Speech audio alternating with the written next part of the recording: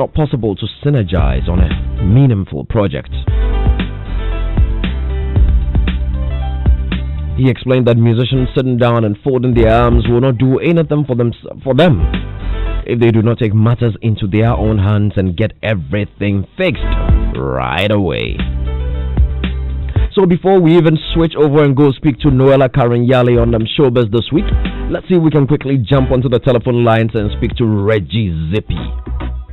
Yo! Hello? Hello? Okay, we'll try to reach Reggie Zippy again on that line and have a good chat with him. He actually said, let me quote what he said. He said, you can also record your video as a creative person in support of this movement and share it online. We're working behind the scenes for a better industry in GH. So have you seen any musician do anything in support of this campaign or this project? Or have you? Let's go to the phone lines. Hello? Hi, George. Yo, Reggie. Yeah, man. How you doing, my brother? brother? My brother Foley on the line as well. Oh, great. We're good. So we've got the two legends, Reggie and Boli, in the house. Yeah, let's listen to another legend. Yeah. How are you guys doing, man? Yeah, we're doing great. Yeah. Yes. It's an honor to be speaking to you on Showbiz A to Z. Before we get to the juice, generally, how have you been coping in this COVID-19 times? Well, it's been, it's been okay for us. The only aspects that we're not really enjoying is the fact that, we can't get out there to be in front of the fans, to be performing and all of that. But, it's been great. We're trying to put together all that we can do online-wise to get our album prepared. And once some of these restrictions are lifted, we can do the physical aspect so we get the album ready. So it's not been bad. We've been spending time with the family and, doing what we can possibly, yeah. That's good to know. That is good to know. You're still in the UK, aren't you? Yes. How's the lockdown in the UK been like? I hear it's been crazy. Yeah, it's been crazy. I mean, as we speak now, I think the UK is the hardest hit country in Europe, so it hasn't been easy. But I mean, since about 2 weeks ago, they've started minimizing the restrictions a little bit. So now we can travel from one county to the other, visit close family members, but not, still observing social distance. But yeah, I mean, so far so good. I mean, the government is doing their best to make sure we get back to normal life. So that's what we are all keeping fingers crossed, that we can get back to normal life, and especially for those who've lost their jobs, in the airline industry and all the other major corporations, they can all bounce back to normal life. Very well put. Now, Reggie, we saw your video, the one you put on Instagram, about 6-7 minutes long. What was that all about? What exactly are you trying to say?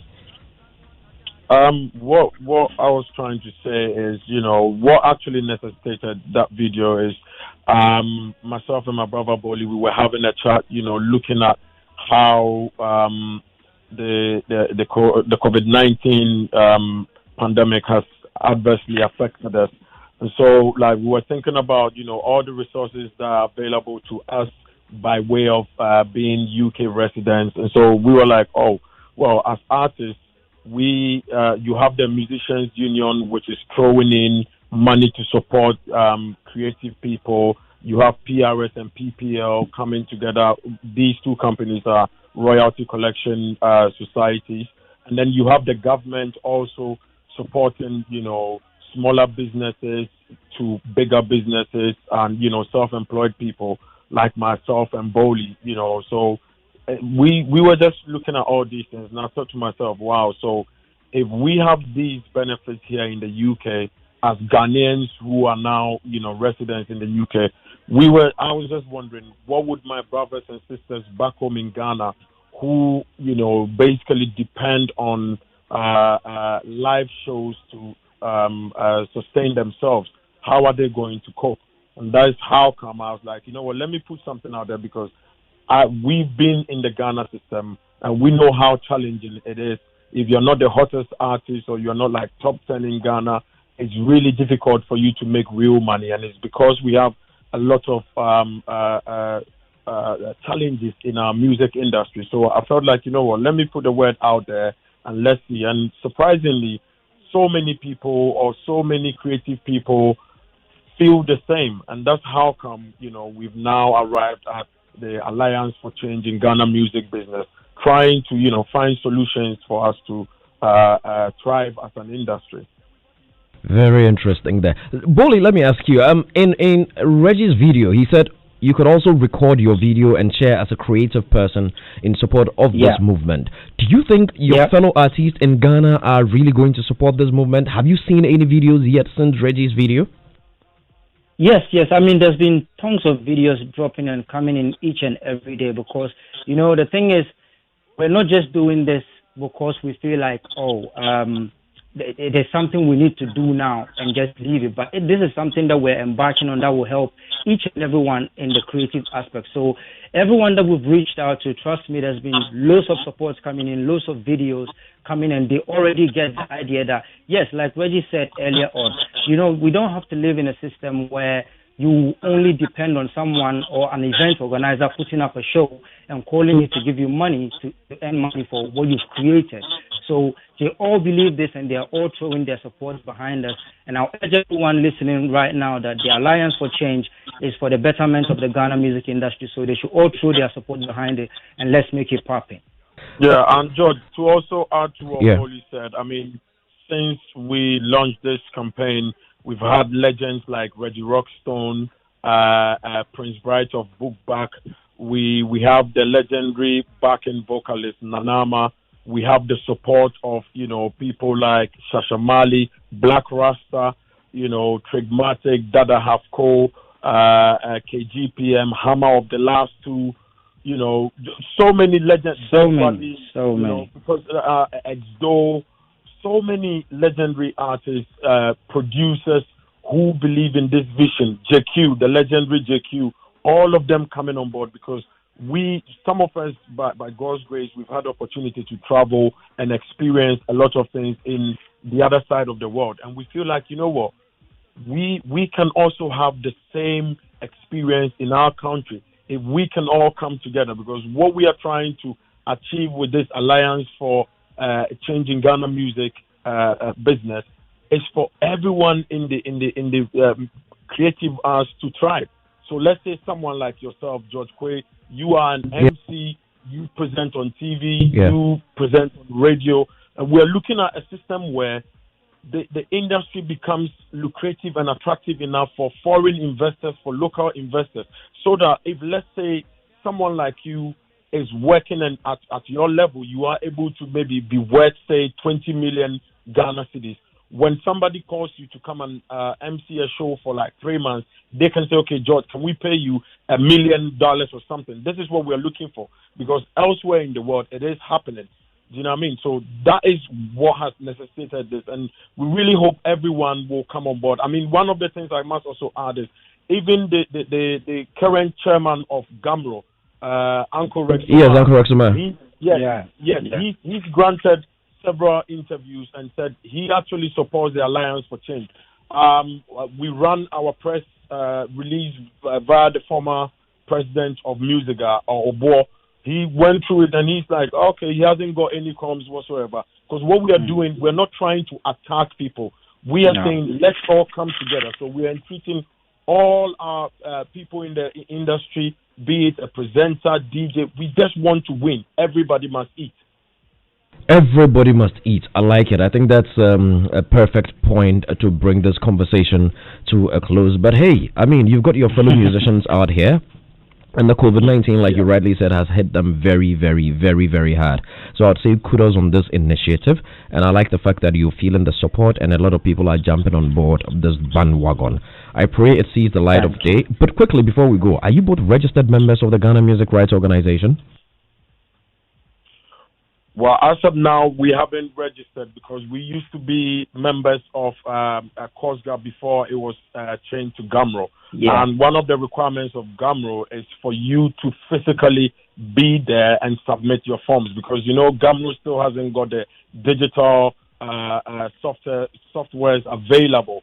So when we are in Ghana, come December, we will take our forms to GAMRO and present it to them, so we re-register. If they open their online portal, then we will join in. And can I also take this opportunity to say the Alliance for Change petition is out now, so people can check on all our social media handles.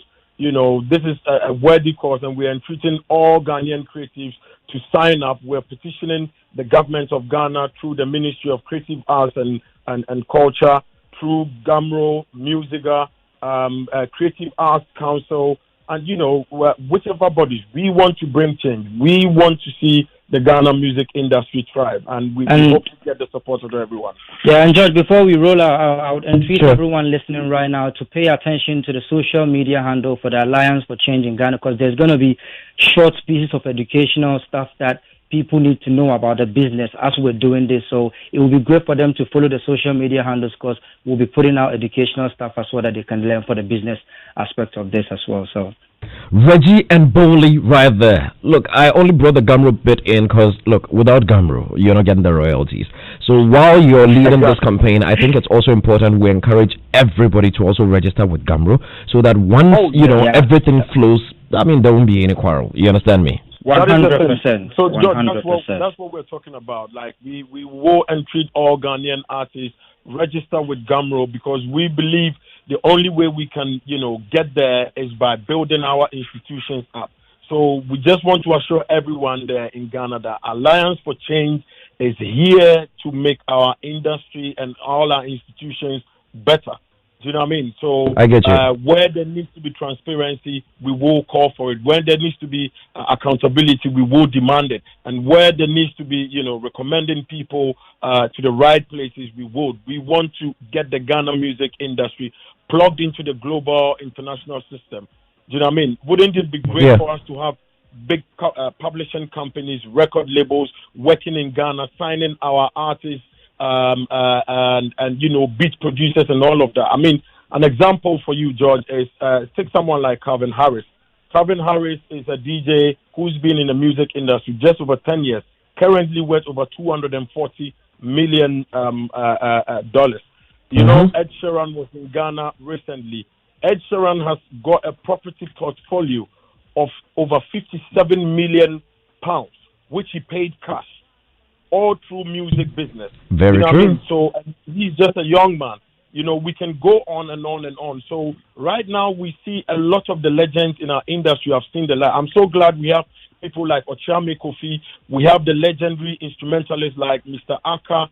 All these people, bloggers, Kobiche, everyone has seen the light. That look, enough of tearing ourselves apart. Let's sit on a round table. Let's discuss this. Let's find solutions. And this is what the Alliance for Change presents. I mean, I was on the phone with my sister Becca, who gets it, and she's like, "Yes, this is great. We have people like Denta Amwate. We have investment bankers in the UK who are interested in this, because we want you have a point there. Very true.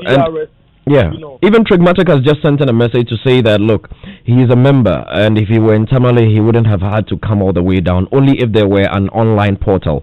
So GAMRO, is about time they moved online to create an online portal so that everybody globally can get signed on. Reggie and Boli, thank you very much. We'll look to connect again sometime very soon. Most importantly, we pray that this COVID-19 gets out of this world very quickly. It's been great talking to you. Thank you very much, brothers. And that was Reggie and Boli. And music that's been playing in the background is one from Boli. And just in case you don't know Reggie, listen to this. Behind every successful man, there your papa. Behind every successful man, there your papa.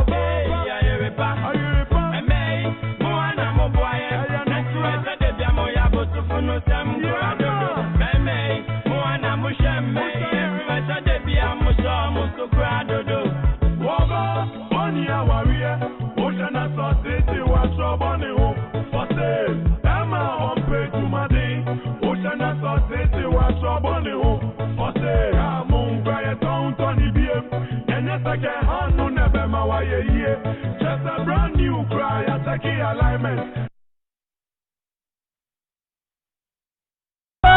One year warrior, which has not city, watch your body, for sale. Then my home page, you matini, which has not it. Hey, Karen, you're here. What a horrible voice. Oh, whose voice? Your voice. Are you kidding me? I'm not kidding. It's horrible. You're not serious. Let me say good afternoon to Uncle Ken Addy. And Ken addicts are all tuned in, listening in live. And the legendary Kwame Rasta Esquire Woo Batman. Gentlemen and lady, good afternoon and welcome. Good afternoon. Thank you. Uncle Ken, how have you been? No, I've been cool. I like your shirt. You do? Very, very nice. Yeah. Yeah, a friend of mine will say very, very shit. Thank you. Rasta, how's the mountain? It is there. The mountain is still there. Charlie, if I find some land for the top there for we share. Phillips can start a nice corn farm. Yes, he looks like it. He likes kinky, you know. So if you give him a nice backyard few, I believe you know what I mean. One time. The shirt is by compliments of Wooden. Oh, okay. Very, very Give Wooden. it to you for free. Yes. Oh, okay. Why? Do they owe you? Open the invoice, you know where you should go. Alright, let's go to showbiz this week. Noella Karinyale, what's on the news? Talk to us. Let's begin with rapper Adam, whose tweets about artists being hungry in this period, COVID-19 period, sparked a conversation on social media. And I've got excerpts of those tweets, and of course I will share them with you. So he said, quote, "The corona season has shown how our systems and structures have left artists and musicians in the cold. We work so hard and pose, but every single artist is hungry. How do we get paid? We all they hung. My fans and colleagues make we stop posing nice, like everything be okay. If not, we will be the same. We will meet the same face. Let me ask, how much has Castro made since he vanished? And what if his children were here and needed to eat? And every artist in Ghana is hungry. Some might just not say it. Let's all do so. The world knows how our system be yawa. In this corona times, artists are suffering." So that was the tweet Adam tweeted. And like I said, a lot of the tweet generated a lot of buzz on social media from, colleague musicians as well also reacted to it. And one of them is D Black, who tweeted, quote, "Not all. Some have made some smart investments, bro. I haven't had to depend on music only for over 4 years now, bro. It's important for artists to use this situation as a reminder for the need to invest in your brand outside of arts of music. It's essential. Love, G." And D Black's, reply or sentiment was shared by Chigmatic, who also replied and tweeted. He said, "Well said. And even within the creative space lies so many other avenues still ripe for investment. Anyways, we need to come together as a united front to stand for what is ours." And they're not the only ones who reacted. Sarkodie also reacted. Joey B also reacted. Yeah. But if I should go on and on, time is not our best friend. So let me just leave it here. But obviously, some musicians agreed with Adam's statement, some did not. And during the week, the Minister for Information, Kojo Nkrumah, he had this Instagram live session going on and gave Stonebwoy an opportunity to join the conversation that we're having. And in relaying his thoughts, as in Stonebwoy's thoughts, he reiterated what Adam tweeted about. As humans, we are facing it, and we all have to join forces together, and that is what I think the world at large is doing. But as a creative who have had my works out there and who seeks to continue to be able to work, it's not been easy at all, and it only looks gloomy. But now with this global pandemic, we have all been well exposed. That brings us to a point where we have to reposition ourselves. Most of us are hungry. I am hungry. A lot of us are hungry. But we are the same ones who have to also give back and try to also use the little income that we've been able to save from the music that we do or the creative material to give back to community so as to still stay like, oh yeah, that's the guy. Meanwhile, we're suffering actually, and when we look into the future of what our system is or what our creative industry is now, there's actually no hope, honestly speaking, because we see our predecessors swindling down every time when they grow old. Yeah, when you see some of the pictures and the videos of the former artists and entertainers. And that is where we are headed to as well, if we're not able to do anything about it. And I think the corona situation has brought us an opportunity to at least grab the bull by the horn with everyone involved. Government have tried to support, the art industry, but it definitely doesn't end up well because it only seeks to address one part of the problem, and that is like massaged a little bit. All right, and that was Stoneboy. But also during the discussion, the information minister, suggested that musicians try diversifying their income, but Stoneboy didn't quite agree with that suggestion, and here's why. I meet a lot of honorable people who say, how are you diversifying your income? Honestly, the income is just one way kind of. There is absolutely almost nothing in place apart from the event, which we all depend on. So diversifying, we would love to, but there's nothing to diversify with. No, but still, if many of us take our digital distribution very seriously. Yes, that is one of the main points that I was going to ask, that we help or the government helps for us to be able to digitally see what is going on and even pay per play and all these ones like it's happening in the other parts of the world. So you're right. We have to take it serious, but there are no machinery in place. Neither is the system well positioned or transparent for us as younger ones to be able to digitally monetize what is even going on, to even be able to get revenues that is equated to what it is out of. We are like a 30 million population. If only 2 million stream my song or purchase my song properly through the right channel, I think some of the musicians will be able to help the government do a lot of things because we'll be paying taxes anyway. The creative industry has long been the backbone of a lot of countries, but not here because our stuff is not being well monitored, digitally. No, you have a solid point. I'll make you a promise. The Minister for Creative Arts is a very good friend of mine, Barbara. So I think maybe what we'll do is that as things are winding down, I'll get her and her team and we'll get some of you guys to go over the conversation again. The rest and all that. When you call these meetings, I would beg that, especially myself, Shatta, Samini and Sako, the Edem, Ponobium,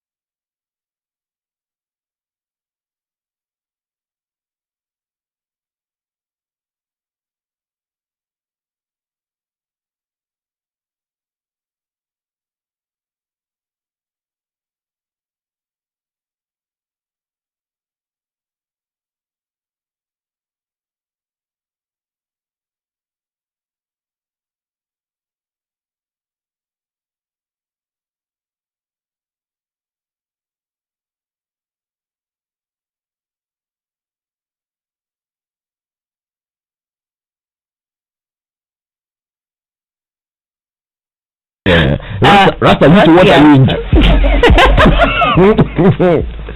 Familia is into poultry farming and cropping. Please, Uncle Ken, what are you into? He can't be. Please, what are you into? Familia is into poultry farming and cropping. What are you also into? Me. I don't know. Yet. No, you are not into anything yet. You are into jazz music. I'm into myself. Rasta, what are you into? I'm into herbs. Okay, let's not go further. Anyway, 0244340437. You can let us know what you are also into. Or tweet at us. Showbiz A to Z should be your hashtag right there on Twitter. Let's know what you are also into in these COVID-19 times. Karen, what are you also into? So let's not talk about what are you also into? What am I into? I'm into serving our listeners quality and good. Yeah, that's your regular. Yeah. What else are you into? I'm into myself. Okay. Like me. Okay. Anyway, so let's talk about Patience Nyako. She's really been trending this week for some statements she made about colleague musician Joe Mettle. So basically, she was a guest on a radio show on UFM to be precise, and they had a convo about the, in quote, dwindling, gospel industry and what they can do as gospel musicians to salvage, the situation. And in the course of the conversation, music promoter an organizer of the Ghana Music Awards UK, Alodia, was invited to share, his thoughts on the subject. And in knowing that, he chastised gospel musicians who sing in Twi, for their inability to sing some of the songs in English. And he singled out Joe Metal as the only one who blends between singing in English and Twi or his mother tongue just fine. And for Alodia, it's the reason why Joe Metal has found success across, the shores of Ghana. But Patience Nyako thought Alodia's opinion was disrespectful, to Twi singing musicians like herself, and she had this to say about it. I don't want people to say Joe Metal kwani gospel musician. The real Joe Metal, no Joe Metal I'm telling you, Joe Metal hasn't really attained the feat worthy of the hype some people give him. Problem, I'm telling you.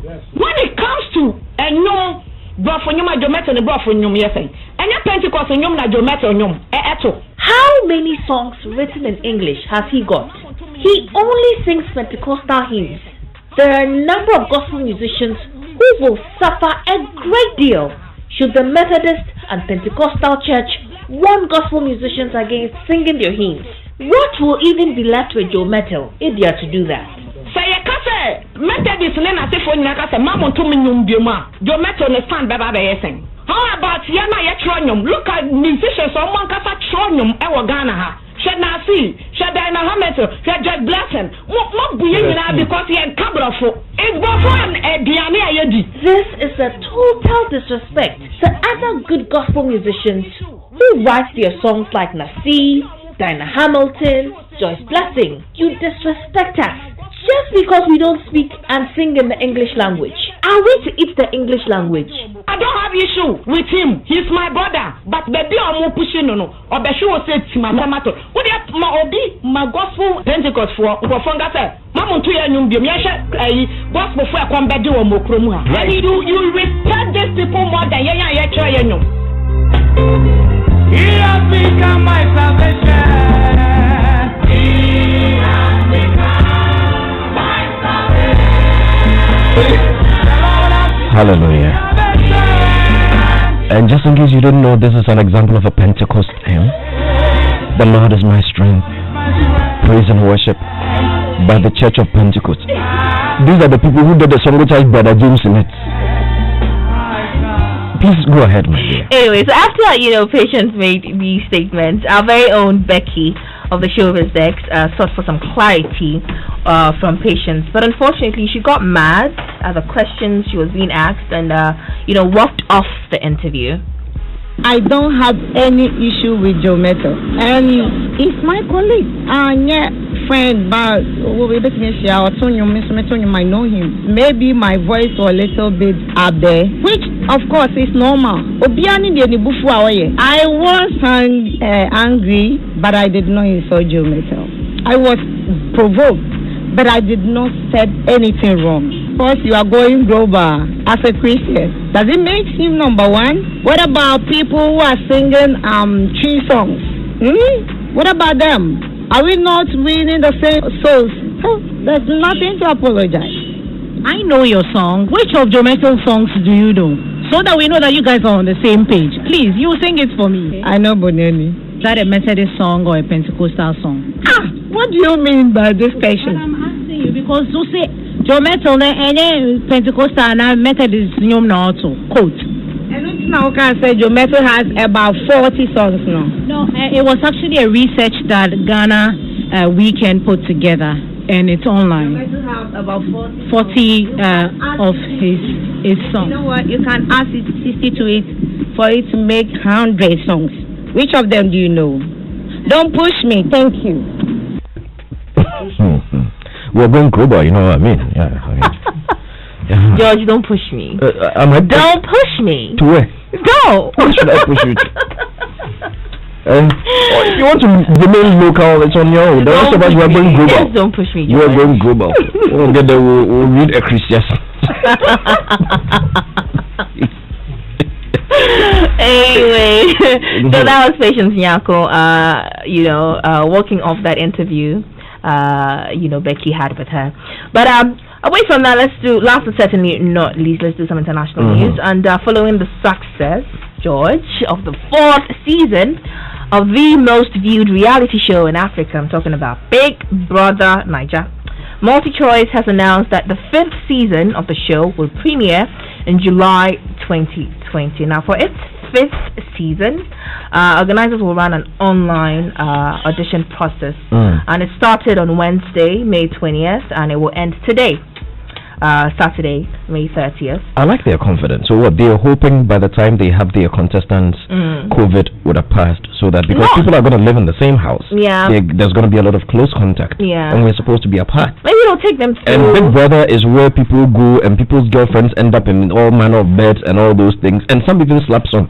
That's a long time. And you have to avoid contact. But I'm thinking they would take them through the medical checkups and all of that, so to ensure they are COVID-free. Yeah, they are COVID-free. Okay. But potential contestants are expected to record a 2-minute video of themselves stating why they should be picked by Biggie, and they can log on to www.africamagic.tv/BB audition to fill out the online registration form. So it's not too late. It's ending today, but it's not too late. You can still, George, you can. I'm hoping to see you in the Big Brother house. Who, me? Well, you're not Nigerian, so. Fortunately. So that's it in show this week. That's it. Thank you very much. We're going to save the gospel discussion because it's a major talking point. Right. We're going to go into it. That among other things. But before I go, let me share with you what's trending currently on social media. Dortmund is trending. Still soccer season. It's football. Yeah, it's football. Yeah. You can go on with soccer. Okay. Big Boy is trending. I'm trying to figure out what that's about. I'm thinking it's a song. Yeah, and I'm right. It's a song. Out. I think it's by Strongman Burner. Yeah, Big Boy. Yeah. And Ghana Filler is also trending. Yeah. Ghana Filler. Let me read a few tweets from that trend. Says, bro, don't make we vex because the Ghana Filler they are plenty. Really, I can't figure out what that's about. But Tacha's not on your level is trending. Tacha of Big Brother Naija fame the last season. 3 years success is trending. Stephen Appiah is trending. Of course, we had him live here on Joy 99.7 FM with Nathaniel Atto. So yeah, I guess that's why he's trending. But that'll be all. George, for what's trending. You didn't see Liverpool in the trends? I saw Liverpool. Madrid, yeah. No, Liverpool is in the trends. Really? In your trends, you mean? Because I don't see Liverpool here. No. Joe, one of their players turned 23 today. Okay. Joe Gomez. So Liverpool is in the trend. So are you just saying this to please Uncle Ken? Oh no. I really can't see Liverpool on my trends. I see Liverpool on my trends. Hey, they have a special trend. And I see Medical on my trends too. I'm number one. On my trends. I don't know what's going on there. There are a few. I also see Big Boy. Yeah. You really have a special trend. I see Shatawale is back on my trends too. Okay. In fact, I even see Patience Yanko on my trends. Yeah, right. I know they lie. Yeah, right. Look. Yeah, right. Change your settings. Ecclesiastes is the devil is a liar. Anyway, guys, thanks for having me. Thank you. It's gonna be a great day. It's gonna be a great show. It's gonna be a great edition of Showbiz A to Z right here on Joy 99.7 FM. 0244340437. That's our WhatsApp line. But you can tweet at us. Use the hashtag Showbiz A to Z. And let us know what else you are into aside your 9 to 5, your regular 9 to 5. You might want to share that with us. We'll be pretty interested. Pretty interested. Okay? So we're going to do something, yeah? We're going to talk to the gospel people a little bit. Musically. The beef is between... No, it's not beef. We can't call this one a beef because it's not exciting. The beef is when everybody has something to say. Like the girls, playing nonsense and all those things. Those ones. But when the other party is not talking, it's not a beef. In fact, Joe Metal is boring. Joe Metal is very, very boring. When the thing starts, you two say something, then we know. Now go ahead. Why you do your body gentle? It's okay, like that. And then you're there. The gospel industry, are they becoming their own enemies? Really? That's what we're going to be talking about later. Let me tease initial thoughts a little bit. Uncle Ken, before we get deeper into it, I'm gonna let Robert do us some Joe Metal Patience Nyako tracks. Just before we get into the Eno Barony discussion. Eno Barony is right here with us in the studio. Yes, I see. And goodness, she's looking hot. I see a very nice lady sitting right in front of me. Yeah, that's Eno Barony. And never met her. But from pictures I have seen elsewhere, I reckon it is Eno Barony. Welcome, lady. Thank you. Rasta, have you met Eno Barony? Yes, I have. I don't think she would recall having met me, but James Star was trying to get Tiny, you and Tiny on the record back in the day. Yeah. And we met in Kumasi. I think Fanny Kotre too was there. So then that's a long time ago. Fenix's name has come inside there, not yet. One or two dead people were there. So may our brother so rest in peace. Alaji. Yeah. Alaji George, Lafayette. Yes. Finally you get to eat. Tomorrow in fact. But we are there. And this year, a few hours, we have about 3 hours. People have started counting there. This year you have done well. You didn't collapse. George, yes, just before Eno comes in. Yes. I have an issue with Sadiq. Yes, Sadiq. What did Sadiq do? And I think that due to the cordial relationship that I have with the chief imam, I'm going to petition the chief imam that he suspends him. Petition Sunday. He suspends him from taking part in whatever celebrations that are coming on Monday. Uncle Ken, but why? Because he has been criminally indicted in doing something that he was not supposed to do. Sadiq has gone out of his way to put out content about me. Oh, how? Without my knowledge. Oh, how? Copyright breach. Oh, how? And that's a breach. Yes. Serious breach of copyright. Breach. He is supposed to be fasting. And when you're fasting and getting close to the celebration, you're not supposed to be doing things of this nature. We were asked to go and take still pictures for a purpose. We were not told that we were going to have video recordings of what we were going to do. All of a sudden, I wake up the next morning. Sadiq Abu has put out a video recording of him coaching me how to, pose for still pictures, and in between making fun of me. No, that's haram. I think haram, serious haram. Oh, but Uncle Ken, the videos were nice. No, it is not a matter of being nice. I didn't know about that. But I saw you turning left, right, center. No, your swag had come. It was a beautiful swag. No, I am saying that we were supposed to go for still pictures, and that's what we went for. Now, if you were going to do such a thing, all you needed to do, respectfully, was to tell me that Uncle Ken, I'm going to video you doing this session, and then I can tell you go ahead or quit with my lawyer. But Uncle Ken, you know what made it exciting? What? The natural nature of it. Nonsense. You were on a different level. And you are even thinking it was natural. It was natural. It looked natural. Oh, okay. Oh, you were in your natural self. Oh, and I like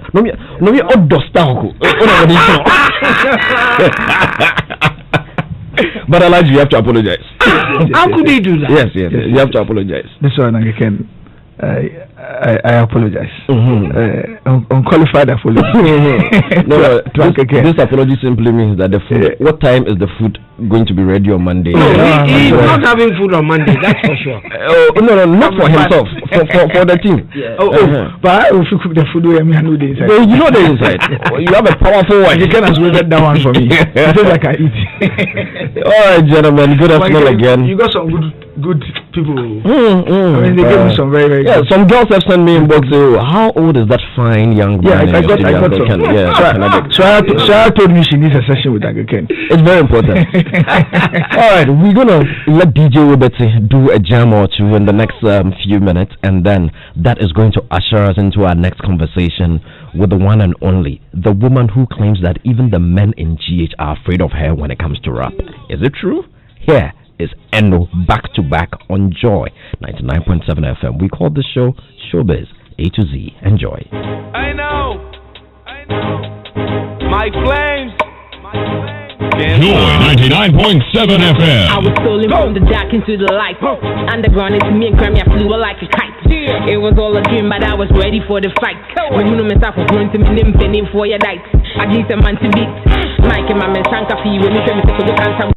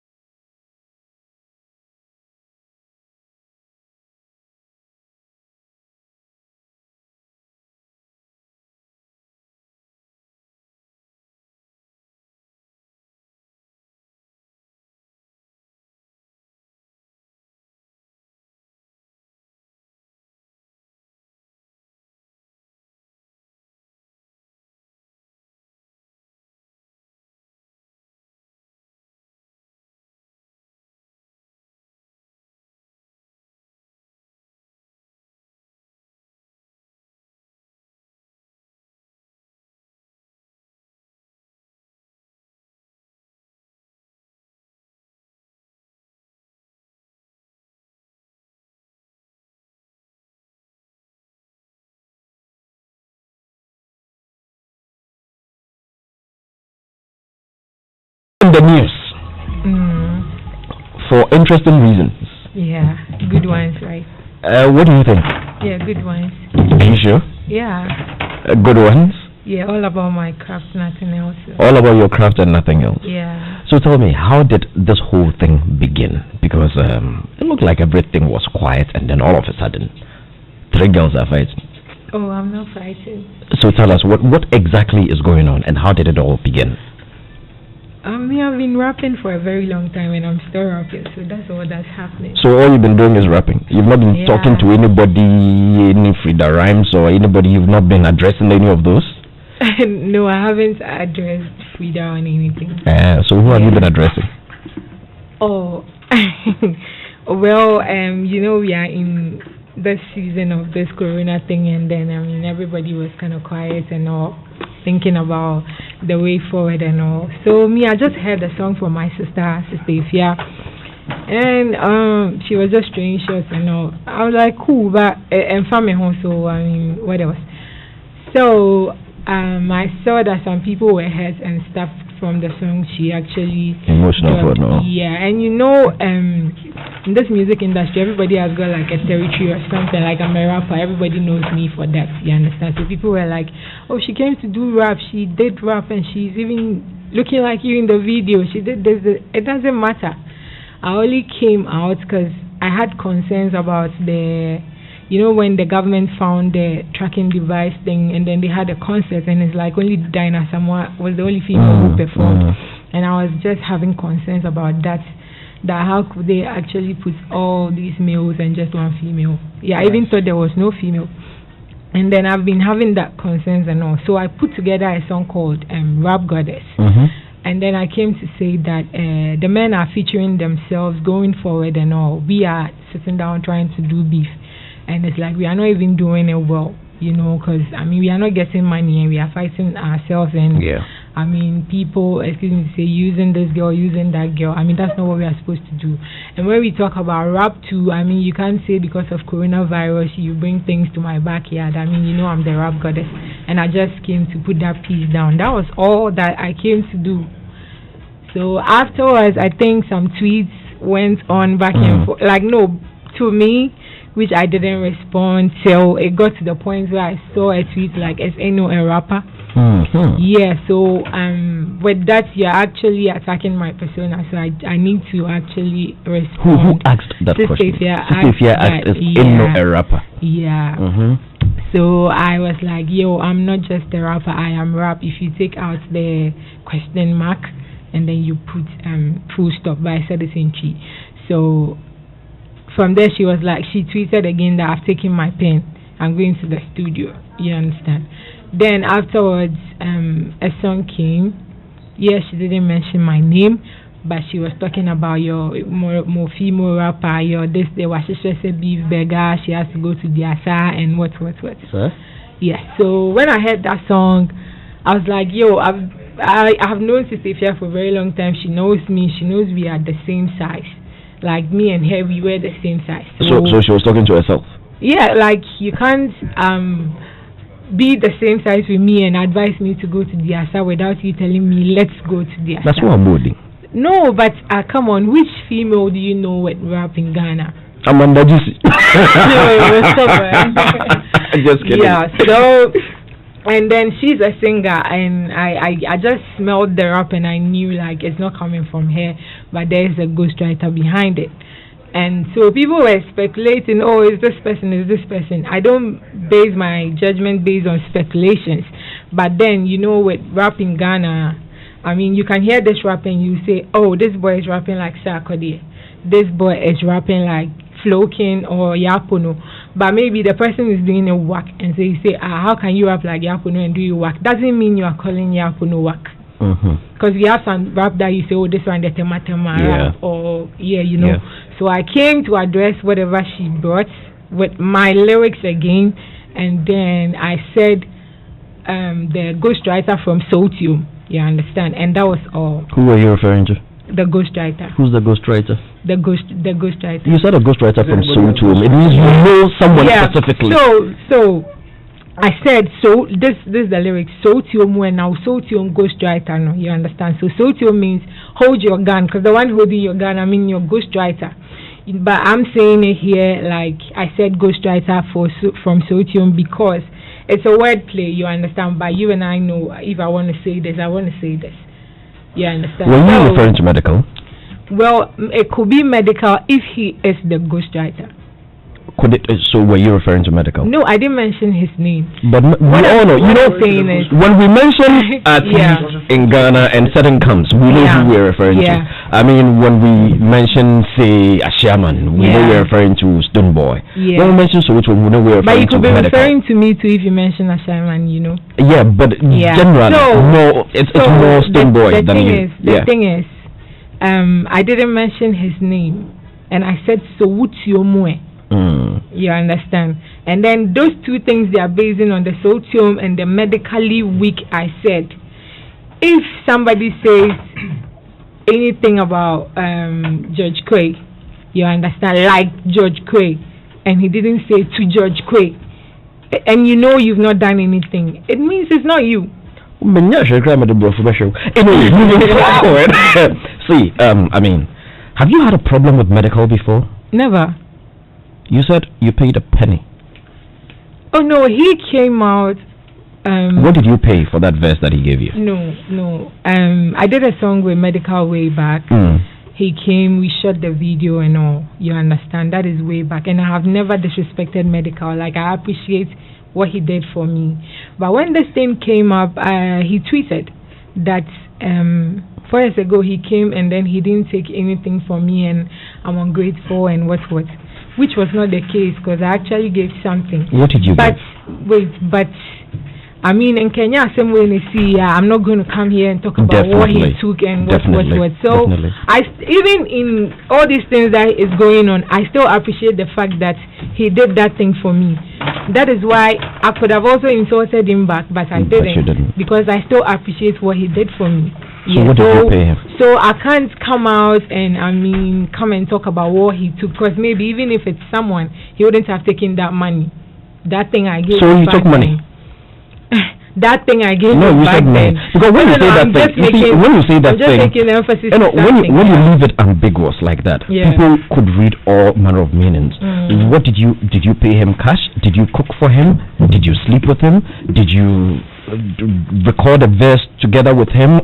So what did you give back for the verse that he gave you? Well, what I said was that what I gave to him back then, as compared to now, is actually a penny. It was a penny. Yeah. So did you pay cash? Yeah. Or did you pay in cash or kind? I never pay in kind. So you paid cash? Yeah. 1,000? I can't mention. I wouldn't even say I was paying him. You understand? I brought that fact out because he said he took nothing. You understand? So you mean he lied? Yeah. Or JBB? Yeah, that is my only part. But I mean, I still appreciate the fact that he did that thing. So and then I'll come out and be like, and you took this, and I can't do that. Somebody might even have the money and he wouldn't do it for the person. So I won't come tarnishing his image or this or that. It's just that I don't know what came over him for him to even go to that thing, because I don't have a personal problem with him at all. I only sent words out to the ghostwriter. So if you feel you are not the ghostwriter, it has nothing to do with you. He called you a corpse. Yeah. As a woman, how does that make you feel? Or as somebody you respect so much and you appreciate something he did for you so much in the past. Honestly, how did it make you feel? I felt like he's not matured. Yeah. That's how I feel. Have you had a chat with them after off media, like text, No, Medical is not somebody I call or anything. I think the last time I saw him, he was driving, I was driving behind him. He parked and I parked. I went to his car and I was like, yo, what's up? Like, we talked. That was all. Like, he's not my friend. Yeah, we are just colleagues, so we just meet and hi. Yeah, so the same way he couldn't call me to find out if I was addressing him, I can't come and ask him why he called me a corpse, because I mean, it's only a ghost that can see a corpse. So, did it hurt you? Did it get to you that he called you a corpse? No. Let me say this. He said that looks like a corpse. I'm not dead. I don't look like a corpse. I'm very pretty. So it won't get to me. It can only get to me when I feel like I'm a corpse. Yeah, and he's thinking I'm a corpse because he can't kill me. You have said boldly that you're not afraid of any male rapper. Anybody can take you on. Do you feel you're better than the guys? The guys are doing good, and I'm also doing good. We are all in our lanes. So, who are your top 5 male rappers in GH? My top 5 male rappers. Oh, say Sarkodie, Manifest, Strongman, Obrafo, Ochame Kwame. Okay. Yeah. Sarkodie, Manifest, Strongman, Obrafo, Ochame Kwame. No Medical? Oh, he's good, but he's not my top 5. Okay, if we straight it to top 10, would you make it? 100. Top 100. top 100, Medical will make it. Yeah. He'll make your top 100, but not your top 10. If Medical was not that good, I won't even put him on a song. Yeah, well, you do have a point on that one. Good. Yeah, like he's good, but I like if you say my top 5. My top 5 are people that I will actually listen to when I wake up or anything, or rush to go download a new song they've brought. Mm-hmm. You understand? Nah, Medical is not my top 5, but he's dope. Like, he's doing amazing. Yeah. We're speaking to the one and only Eno Barony. Eno Barony believes she is the queen of GH rap, and no woman, or am I wrong? Is there any woman who can match up to Eno Barony in GH? Yeah. Who? Oh, they are coming. I mean, I'm not the only person God gave talents to. You understand? As much as God gave me a talent and I'm working hard. Is there a female rapper in GH that you believe is better than you? Well, I don't believe that. I believe I'm good and somebody might also be good, but the person will never be better than me in my mind. I can never believe somebody is better than me. Some have said that this beef has put Eno Barony in the limelight, but you were sort of quiet, laid back in the back, but this beef is what has put you in the space, because ever since this beef came, you've had your largest number of interviews, your visibility. What do you say to those people? Well, everybody actually knew I was rapping. Yeah, it's not like they didn't know I was somewhere not doing rap. Everybody knew I was rapping. So I think it's refreshing, like, for everybody to see, oh, this girl, because nobody came to say, hey, who is that? Everybody was like, oh, Eno. You understand? So it means you people need to support, not just when there is beef, but when we release something, the same energy is supposed to be behind us too. Yeah. A message here on my console from Cassandra says, George, please ask Eno exactly what she meant by medical is not mature. When I said that. Yeah, that you felt there was immaturity. They want you to explain a bit. Oh, listen, me, ever since I became a rapper, and everybody was like, oh, this girl is the best female rapper I know. I see people throwing shots behind me lyrically and all. But once the person hasn't mentioned my name, sometimes I feel like, oh, this person is actually saying it to me or anything. But once I feel like I don't have a personal problem with you, and two, whatever you're saying in your lyrics, I haven't done it to you, I won't take it to myself and come and fight you. If I want to say anything and I want to throw shots, I can also throw it lyrically. I won't come insulting anybody. So that is why I said you thought it was immature. Yeah. Interesting one there. Very, very interesting. So let us say Sister Ifya calls you for a collabo, would you? Why not? So you don't have any personal, it's all for the craft? Yeah, because, I mean, if I had personal issues, I know her house. What do you mean when you say you know her house? What are you going to do there? Oh, no, if I have personal issues, I know her house, so I'll go there to address it, right? With a lyric or something. Yeah. This beef, you got props from industry greats like Pronobium, Bulldog, even Sarkodie and all that. How does it make you feel? No, you got all the big boys talking about Eno, you know. How does it, honestly? Puno is somebody he's the first person who took me to the studio. Oh, really? Yeah. Bulldog has believed in me since day one, you know. So, I mean, when people like that are talking and people are saying other things, it's like maybe you, that other person, has not listened to all my stuff from day one. But Sarkodie has been with me since I was a kid. Puno, Bulldog, so they all know what I can do. That is why they, bet for me and all that. So it's nothing new. It's just that the only thing is I'm surprised people are surprised. Yeah. Are you dating? You're pretty, and oh, once in a while, like I date. You date once in a while. So we don't wanna. We don't wanna. Oh, she's a pretty girl, but I'm taken already. You know. You know, I'm not available, unfortunately. Rasta. Maybe we can discuss for Rasta. As when you said, "Oh, I'm taking already," I studied this. Rasta breathe. So, are you in a relationship? No, not at the moment. Now, yeah. Not for now. Yeah. Okay. What do you look out for in a man? Who's your ideal kind of man? Oh, any kind, God-fearing man is okay. God-fearing. Yeah. So you want to marry a pastor? No. No, I'm not saying God-fearing because I'm saying it. My dad is a pastor, though. Interesting. Yeah, but my dad is a reverend minister. What church? God's Our Ministry. Where? Ashaman. Oh, interesting. Yeah. I see. How does it feel about what you do? Once in a while, quarrel about, you know. He would come and say this, don't say this, say this, don't say this. So yeah.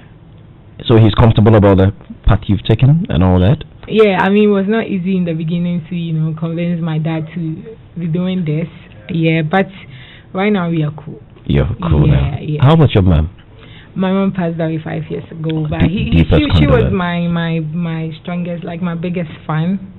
Yeah, since childhood. But you know, God knows best. God knows best. Yeah. Let me bring my panel into the conversation, and then hey, if you're out there and you're listening, we have Eno Barony in the studio. Our WhatsApp line is 0244340437. You can send your questions or messages through, and on Twitter you can hashtag ShowbizA to Z. Sadiq Abdullah Abu is here, Kwame Rasta is here, and Uncle Ken is here. Let me start from Rasta. Rasta, Eno Barony. So you are Rasta, she's also Rasta, so yeah, it's a Rasta to Rasta conversation. When DJ Wobete was playing a few of her records, I was disappointed in myself that I haven't heard those records up until now. And I feel embarrassed that, like she says, but for this beef, we wouldn't be paying this much attention, and it's a huge indictment on us all because in as much as she's not rapping better than Sarkodie, she's just a shade lighter than what Sarkodie does. And if the confidence that an artist derives from appreciation should be, I mean, her portion, for want of a better word, she could beat anybody on the continent. The records that I heard was top quality flow, top. I'm surprised she's saying that she's the rap goddess, and listen, you are continental. I mean, you are that there. You've been doing this forever, and there's no shame in this beef directing appreciation to focus on you, or critical acclaim to, you know, come via this beef. You held your own, you won, you express yourself well, you carry yourself well, and you are not trash at all.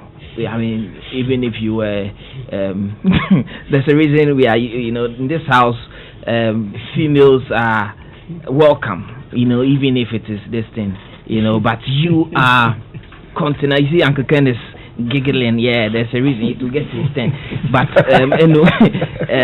please, I think that we all owe you an apology. I owe you an apology, sorry, for not having paid that much attention, and so forgive us. Now, if you get to the very top, believe you me, it starts with you. You see, we're sitting right here, we're all alive when a fine gentleman, Shatawale, fought with everybody, including the devil, and then he is where he is. I do not know if it is best for you to fight with everybody lyrically. I do not care, but maybe you'd need to look close into a mirror and ask yourself with your team what you are not doing right, what you need to do right. You cannot expect a different results if you are doing the same thing. You did something different for the first time, and here you are. You know, you are surprised that people are surprised at, you know. So please, again,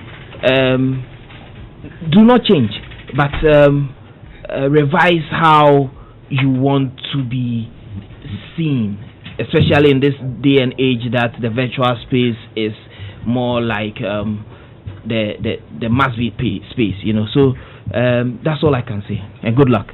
Thank you. Yes, thank you very much, Kwame Rasta. Let us go to Uncle Ken. Uncle Kennedy. Yes. Eno Barony is right across the table from you. I'm glad I met her today. I also didn't know much about her until this beef matters came up, and remember when this beef matters came, it wasn't her, it was the first the Sarkodie one. The first ones we discussed. The Sarkodie SM one. No. It was Frida Rhymes, Steve. No, ladies, it wasn't. It was which one? I think it was Medical's wife. Oh, that one, Fela and Mr. Debbie. Mr. Debbie and Fela. Yeah. That's what we discussed here. Yeah. And then we moved on to the Sister Fia and who was it? Frida Rhymes? Yeah. And I made the point then to these two gentlemen here, Sadiq and Rasta, that when we talk about empowering women, to be assertive and be up there challenging the men, we do not need the trash. And that we needed people who could deliver and be at par with the men. And I've always insisted on that, and this lady epitomizes that. I think I've been listening to her of late, and I said to myself, wow, she can rub shoulders with any of the guys there. Maybe she might need a few lessons from Zach with the flow. But no, that's my opinion. I know, no disrespect. Sure. But we have our people who come for you. Let them come. The feminist empowerment. No. I think she is there. They won't. I mean, I think she's great. All we need to do is to give her all the support that the industry can, without people wanting to bring her down, which is what happens in this country. When certain people might see her as a threat, and immediately people see people as threats, what happens, But otherwise, I think she's phenomenal, and she's determined to get there as well, which is important, And from what she said today, you can tell by looking at her, she's not somebody that has venom in her. It's just a game. It's just the game that she's playing, and because she knows she's adept at what she does, she lets it out, and says the right things at the right time. She doesn't hate the people she combats with. I don't think so. That's what I like about her. I mean, I see her today, and I think that's how she is. So kudos to her. Let her keep plodding away, and she will be there. And yes, right here on Showbiz, A to Z, Eno Barony is currently trending at number 1. Sadiq, let's hear you. Yes, just on beside the point a bit, just not to digress. I've been to know the manager for a while. Didn't know he was my cousin. Her manager, that's it. Oh, okay. Didn't know he was my cousin until the family event. Okay. Where I've known the dad and all his other brothers, but I've never met him. And then we met, and so the moment we saw each other, I was like, what are you doing here? He was also saying, what are you doing? I was like, this is my house. Like, this is also his house. Anyway, so for me, I think that producing things now. Fadama is producing things. So I mean, I think I'll pick the point from Uncle Ken's points, and then the point she made about representation. When she saw an event lineup, and she felt that the only female on it, there was only one female on it. And that's the point that myself and Rasta have been trying to get industry to think about. I agree with. Yes, representation, inclusion. It's the trashy bits that I don't want. No, I'm coming to that point. The point I made, which is still relevant here, is the fact that if the industry had been heeding to the call that we've been making about representation and using that as a basis to provide opportunities to them, the likes of Eno and all of them, they probably needn't have leveraged the beef or buzzworthy stunts to gain the kind of attention that we're giving them. Eno had been here all these while. You have to take a beef to attract our attention before she begins to gather press. Beyond the press, I would expect that same call and the excuse my language, the noise we've been making about representation, she's still, be a basis for the media to give them the opportunity. So if they are given the opportunity, again, I made the point that even Trash, they would have probably realized that there's an Eno. She has songs and hits. So last year she's been busy. Oh, some people came up with Trash and we've forgotten about them. Which are these? I won't mention any names. You know. I want to know the Trash. The Trash. You want to trend, and you don't even know her. Eno has top quality, like we all admit. Yes. And until now, you know her. So can you imagine if the policy was in place, then we would have discovered a lot more Enos. Affirmative action had been employed. Okay. And then you see, amongst the atop the Trash will be Eno. So we would have known. Do you know a female artist called Enam? No, I don't. Do you know Marie? No, I don't. You should listen to their music. You'll be wondering why the media has been spending time on these people as well. Okay. So there's a number of them. But they are quality, are they? Top notch quality. Nice one. That one I don't have it. You could listen. And this week even I discovered one called Titi. I mean, Casa, but I mean, would never know. All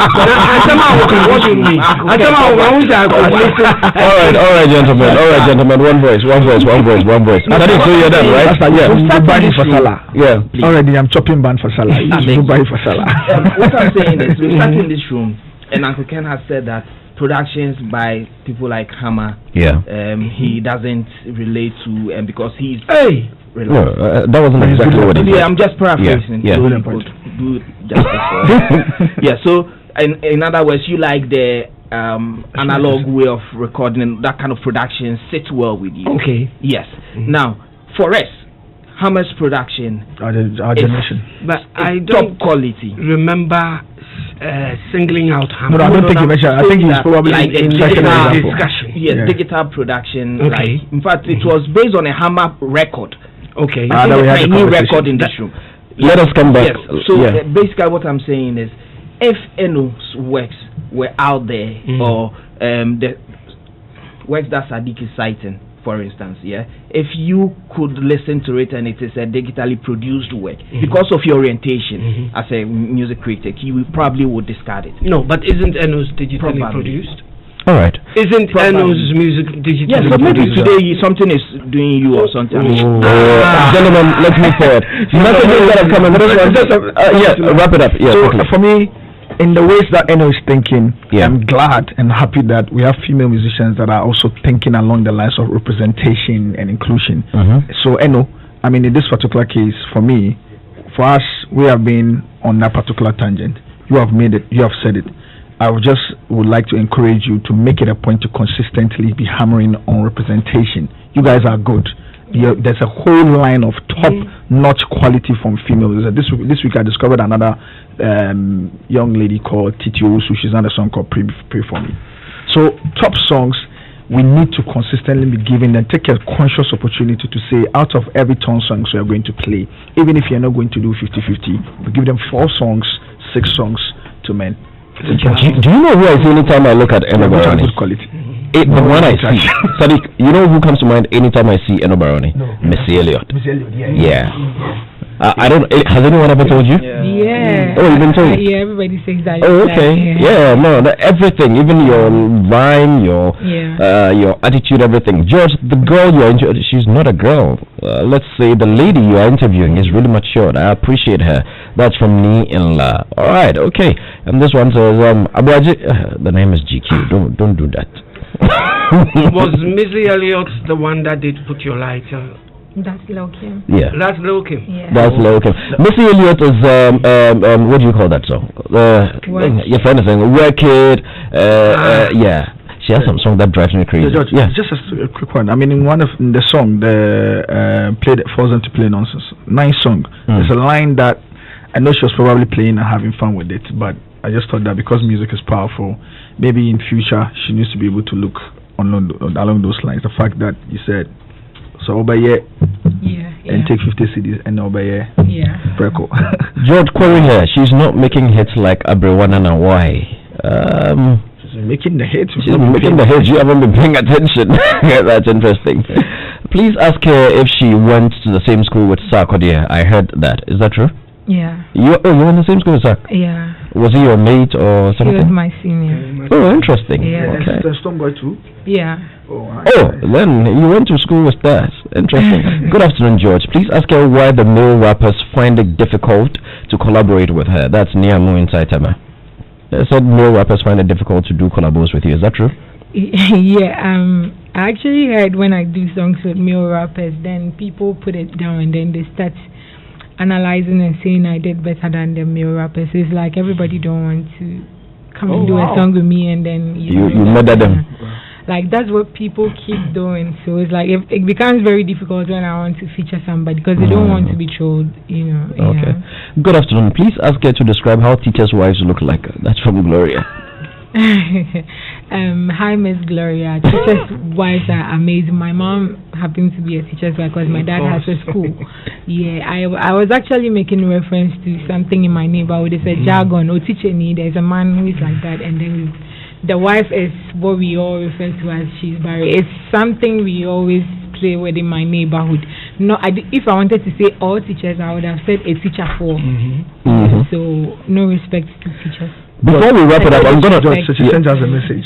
She says what? Medal students know they like classrooms. I'm gonna drop you an instrumental, so you spit on it for us. I mean, we can't let you go without putting you on the spot right now. This one says, "Hi, Eno, I'm listening to you now, and interview going very well. Seems matured in answering the questions put to you. Keep doing what you're doing, and don't let no man in quotes, push you to limits that is not you. Keep your head up and do you. You got yourself another fun today, and that's me." Kudos from KK Manche. All right, KK Manche. Good to know you've fallen in love with her. Eno speaks so intelligently. I love her so much. I love how she handled Medical's tweets with such maturity and wit. Her lyrical dexterity is unmatched. We should support her and make sure she gets paid for her craft. That's from Inimwa. All right, Inimwa, thanks for that. Do you think Ghana music pays enough? We'll get there. Eventually? Yeah. Have you ever earned any royalties from your works? Are you a registered member of Gambro? No. I have never earned anything from Gambro because I'm not a registered member yet. Gambro, okay. You advise Ifia and Frida Rhymes to make money after they nearly attacked each other physically. Are you making money? I actually said I was still talking about what I said. Like I was asked the question and then I was saying even on our VGMA platforms, a lot of females are nominated, but you see just about 4 of them performing and about 12, 15 of the guys. And so we should actually picture, pushing ourselves up there to make that money. I mean, when we are called to perform, we'll make money instead of like dividing ourselves. Hi George, greetings to Uncle Ken and the entire team. Tell Eno Barony she is excellent and I love her rap. She will make my top 10 rappers, and I think this whole beef with Sister Ifia was well planned to project her. It's all show business, not fight. Baby Dan in and so on. Did you plan it? Nah. It just happened. Yeah. Alright, DJ Obete. You know DJ Obete? He's the highest paid DJ in the world. He was my DJ when I was hosting Kasahari. Oh, really? Yeah. He was your DJ, so you know him very well. Very well. Yeah. Jay-Z sent an email yesterday. He wants to, right after the COVID-19, send a private jet to pick him up to play for post-COVID-19 concert. They want to do a concert on Wall Street, and they've invited Obete to come and play. Oh, wow. Don't mind me, I'm talking rubbish. Obete, drop us a beat. Let's hear Eno do her thing right here on Joy. Okay. When I see I did it, listen. I woke up one morning, my name was all over. They said I'm the best. I came and I saw and I conquered 2 days and nobody can test. I'm from West Africa, Dakar, the berry, the sweeter it gets. They wanna have what I've got and they're making a mess. Meaning why you declare you she is a one for never made me can ashim Simiana Meko. Would the machine as a word trust there who is a one come on a woman echo. Dear swab a fan and colato bourbon on superior with you and a kudo matiato, but down for an edoso. Nancy and Yasom no or Kapai and Costa Face. Mutiano for an anonymous me brazier and I can show my sheshe. That's a brazier and I say, well, who was say, Dikogi, a Beka, who same boat on our suit to make up as we see a Wakumo to a Wafaka. car. Banchenya, ya dikeja na chiyo, waponche fancy, yebo media na samaba. I don't really understand. Baby, I'm to the palm and nema nemesema fenemi mamusi mi mame hoba for rap. Minim say ya the best so na mama me blue boss. Minjin de someone me crack of ako. Asenya ya di etitire for fra benku. Enye dempo. Me see me dine wa Russia na me here we him working sample. Same game, different levels. Ya kobo some Jim cry different levels. Ya bon kati ye mona mata photos. Me do dom say beji ye ulu do marbles. To me be who to me be ma kutundi to me be ma to me be party me be ato. Nyani pa na say ma hincho na I don't want to me nyame fa bonito. Ya do banya dia menji ni hune be da liver brothers ba ya ansa na unilever. Esi so acho. Na fe na ye ko dija na wa bebe ho fa o se kan ya be dija. Me mpese me blow me horn. So me crowd that want to make attack so be your finance our point. I am your best MC, no doubt. You say gidi for me now boys. You see madam the man to my boy father the number na Mohammed course. Ah, when I get it. Challenge goodness. Go. So I need a Ken's view. No. There are no. I think there's no denying the fact that she's good. She's good. And somebody wants me to ask you, if you weren't doing rap, what would you be doing? Oh, anything music. I mean, rap is not the only thing I do. Yeah, so anything music. So it always in Christian music with I think Abiam, also for Abiam. Oh, was that you? Yeah. And interesting. Quite it's nearly converted. And who sings as well? Yeah, I started singing. I knew singing before rapping. Okay. I'm gonna ask a favor. Our next discussion is with the gospel people. Please, can you take us into the gospel discussion with one gospel performance? So right now, is it Chi or English gospel? Chi. That's a good one. They are very important. And don't have any debate. That's a good one. And don't have any debate. No. This is rental give her. A cappella. Yeah. Now the Mavetri, I am a fedodo. Hallelujah. Now I am a me. A woman say you so.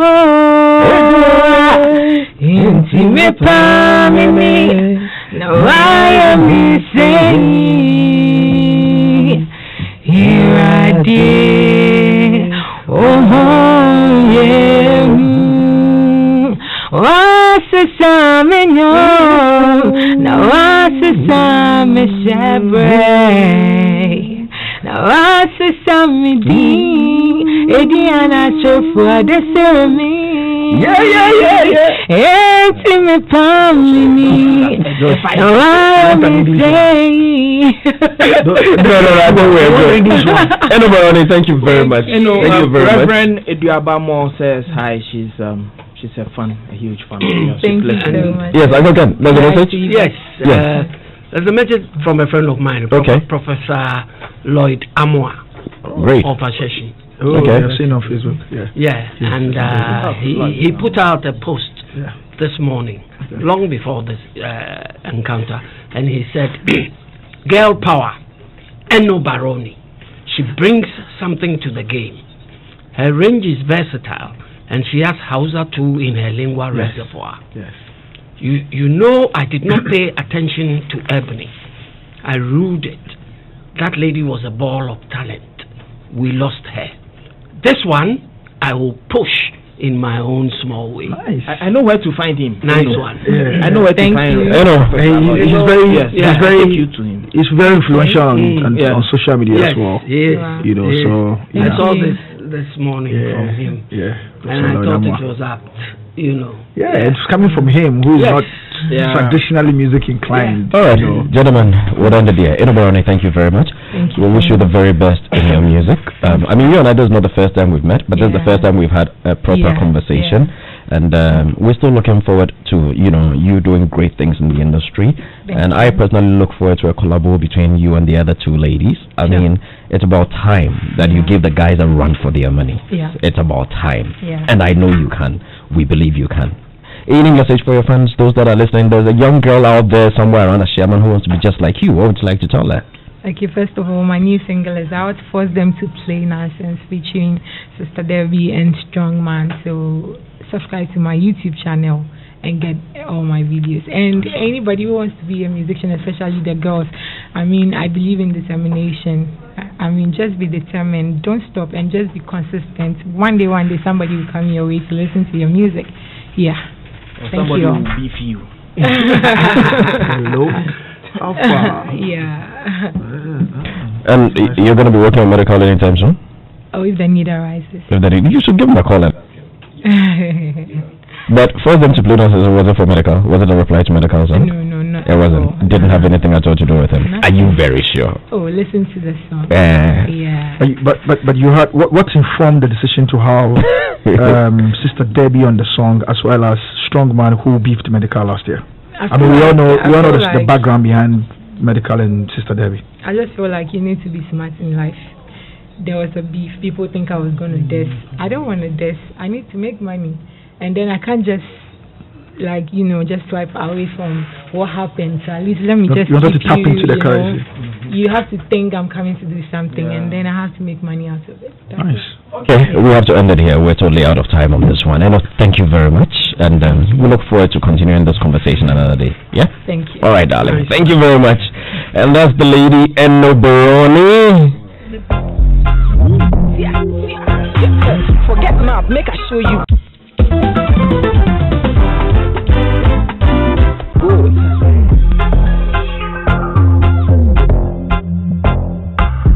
Lyrics on the Forget map, make I show you good. Minimum be bone to roast. Young con is low. You see what you see at this room.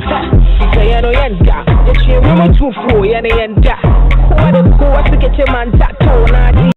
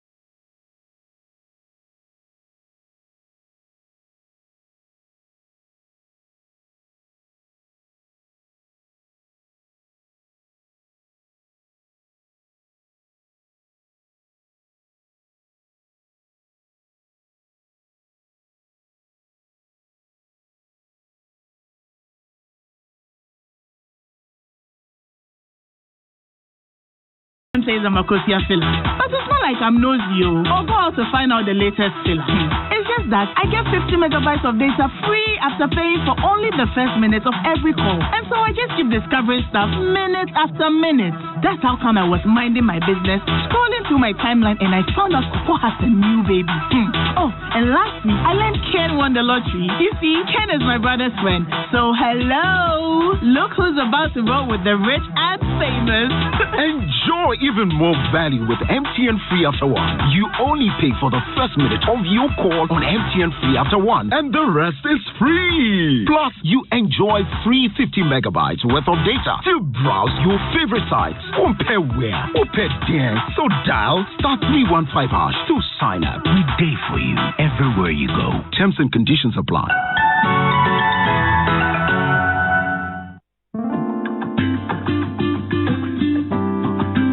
Hi, this is Naughty Dua, host of Ultimate Health on Joy 99.7 FM. You can simply call me Naughty by nature. What can I say? The year 2020 has indeed been a roller coaster of unprecedented challenges that have rocked the very foundations and pillars of life as we know it. The life-threatening and life-changing realities of the COVID-19 pandemic have brought out the importance of our health and well-being and its critical link to everything we truly value and cherish. As you struggle to balance and secure your health, safety, and livelihood, please be assured that Ultimate Health on Joy 99.7 FM remains your dependable and ultimate guide to healthy living. We've got you covered. If you're looking for dependable information and solutions that guarantee and protect your health and well-being, trust me, Ultimate Health is your best bet. Ultimate Health is a unique platform packaged to connect you directly to key health experts and practitioners. Tune in and join the family every Sunday at 2:05 p.m. on Joy 99.7 FM as we break down today's health issues in a smooth, easy to digest, interactive format designed to equip you with the skills and knowledge to meet today's health challenges. Ultimate Health is live on Facebook and YouTube. Don't miss it.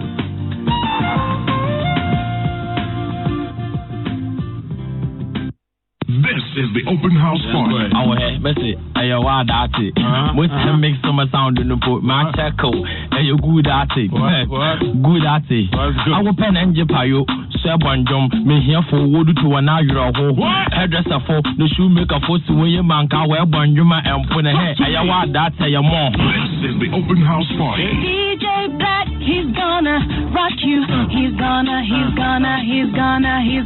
open house party. Open house party. This is the open house party. We the only plastic DJ on this air. We don't feel you, man. Bring it back. We the only plastic DJ on this air, man. We don't feel you, but Live every Saturday between 8 p.m. and 12 a.m. Yeah, man. On your Super Hits Radio, Joy 99.7 FM.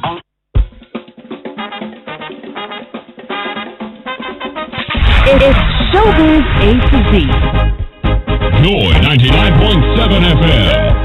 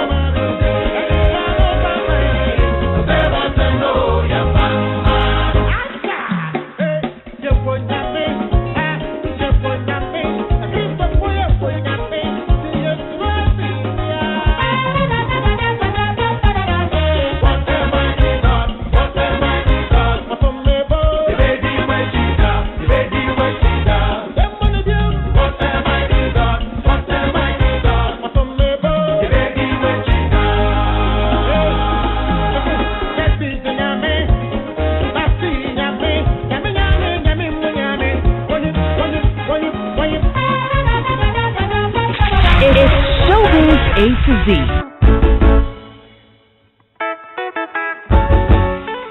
Joy 99.7 FM.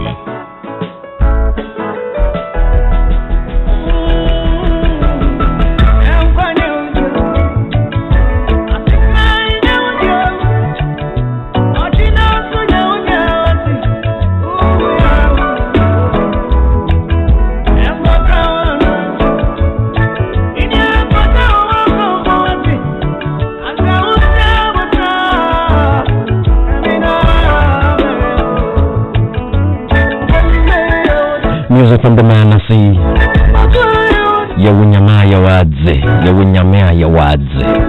If we've got God, if we've got Christ, we've got it all. That man is a legend. He is a big man, and he's right here with us in the studio. We've also got Quaye with us in the studio. It's going to be a fiery, serious afternoon. Get your white handkerchiefs and call your pastor to tune in. On Sundays, the footballers meet at the park. The Omutuo guys are their joints. Church folk share the grace, and friends and family come to visit. But now with MTN Sunday Special, your Sunday just got a bit more special. For only 54 pesos, you can text and talk all day, every Sunday. Guess what? With 1 CD, 9 pesos, you can talk the whole day and get a cool 20 megabytes of data. This is where it gets even more exciting. Push it up to 2 CDs and 17 pesos, and you can call all other network all day plus 50 megabytes of data.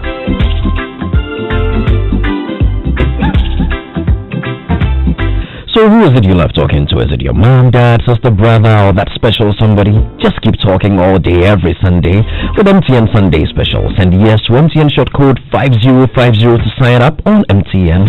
That's why we're good together. We pay for you everywhere you go.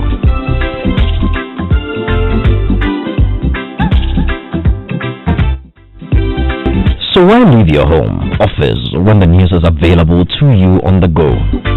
Download Graphic News Plus from the Google Play Store or App Store. That is the Apple Store. Enjoy 10% discount on monthly subscription, 15% 3 months, and 20% discount for 6 months subscription and beyond. Graphic News Plus, connecting people through news.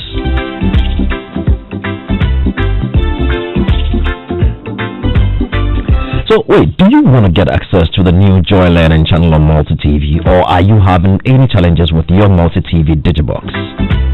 Kindly contact Multi TV for assistance on these numbers. You ready? Do you have a pen yet? Should I go? Okay. 0244 340 415 or 0244 340 424 or 0302 226 163. Multi TV, just thrills.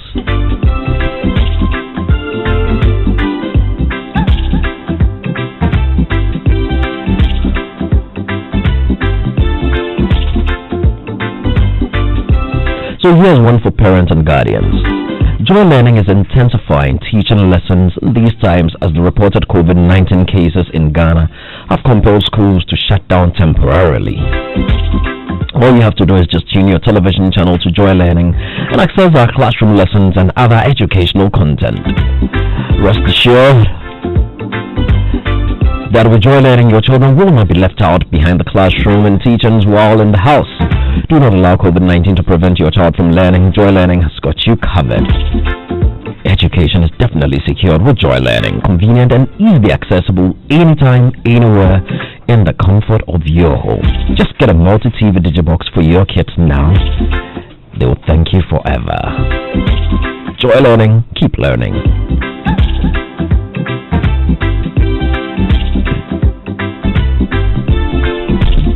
And here's a special one to Mrs. Margaret Apple. To be your daughter is a great privilege, and I thank Yahweh for giving you to me, Mama, for all your sacrifices, love, attention, and care in bringing me up to become a responsible woman. I say, Elohim bless you, Mommy. I love you, Mommy, and I will make you proud. From your daughter.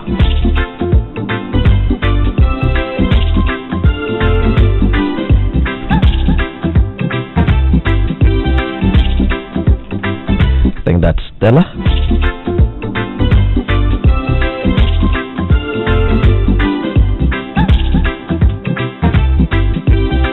Joy 99.7 FM.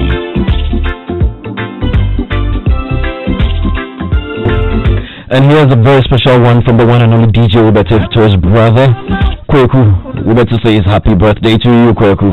God bless you to the max. Enjoy this and any other day that would follow. Alright, so the gentlemen are here. And let me introduce them, then we'll go to DJ Ubetif to have a little bit of a gospel party before we come and talk. Nazi. Yes, boss. Akwaba. Yeah, Eja. How are you doing, sir? I am very, very good. How is it you always keep looking good? You don't age. The Nasi I've known for the last 20 years is still the same. You don't age, you don't change. The grace of God. Just grace. Grace. Kwesu Ernest. That's like what we should try. Prof, how are you doing, sir? I'm good. It's been a while. Yes. I've seen me and you. We've been meeting in several quarters. Oh, we've been meeting. Quarters are always exciting. I remember 2 years ago you said Chatta should sack me because I said your people take bribes. Yes, that was my. In fact, I was on. What they eventually sacked me, so you must be happy by now. No, but you were recalled back. That was.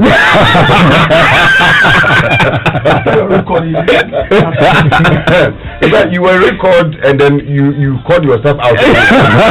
So they've been in and out. It's been plenty in and out. Plenty in and out. But sometimes being here, I mean. Looks like visitors in our father's house, actually. You know the thing. Let's enjoy some gospel tunes to calm our listeners down as we get ready to have a very sensitive discussion. Let's do this.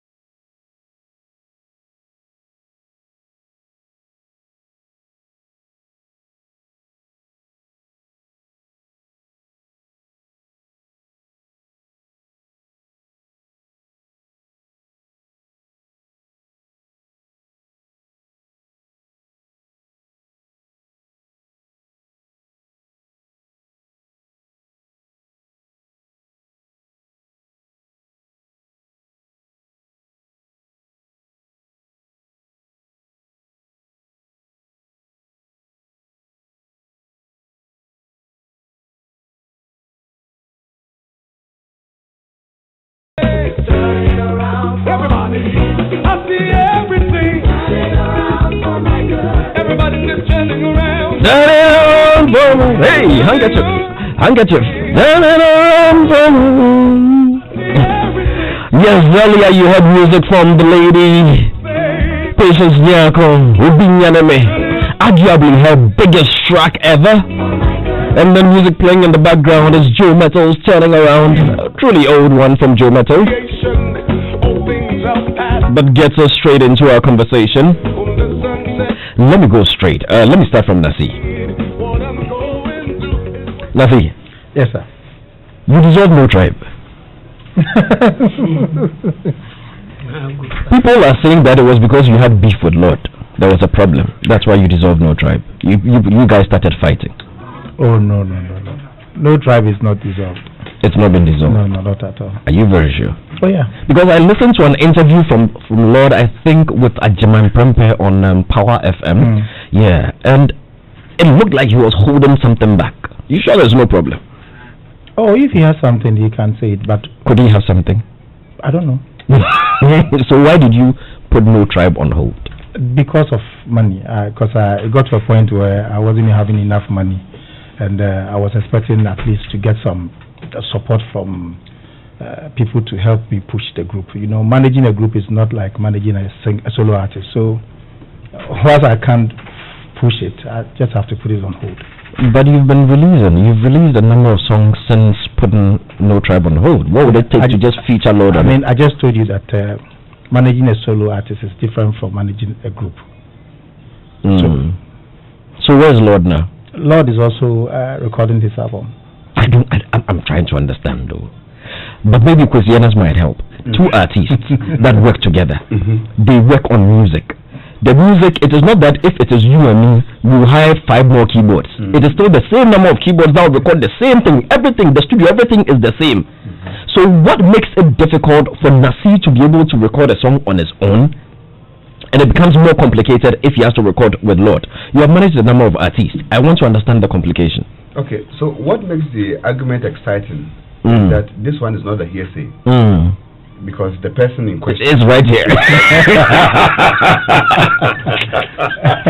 You see, if we are recording for a group, is for the whole fraternity. Whatever that comes out of it, maybe for all you know, he himself and Lord been contributing for the recording. Okay. For the supposed recording. Yeah. And then now individually, maybe they've gone on leave or either temporary leave or... Don't waste our time. Don't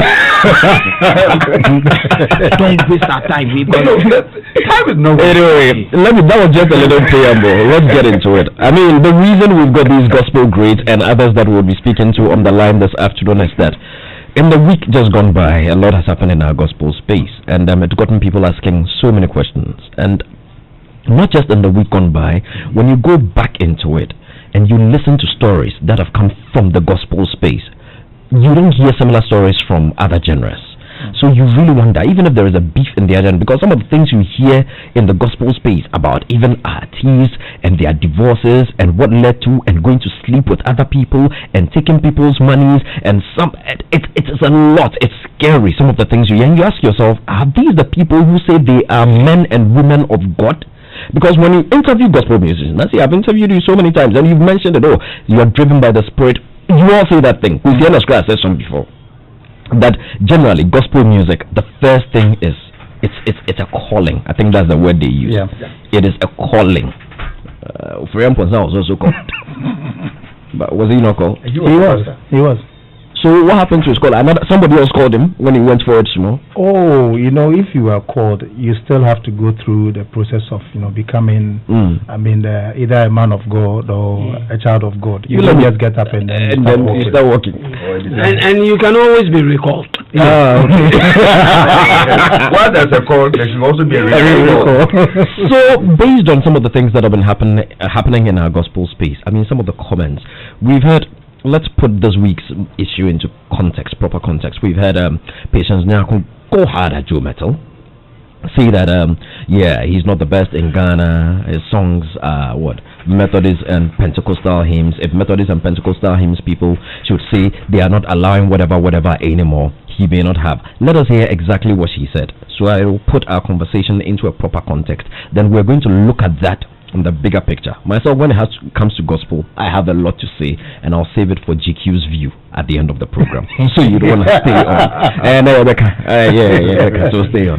So let us hear what Patience Nyako said regarding Joe Metal. Christian, I don't want people to say your friend is a Joe Metal Kwani gospel musician. The real Omoye Joe Metal, no Joe Metal undo way. I'm telling you, the real person who page Joe Metal could do baby no.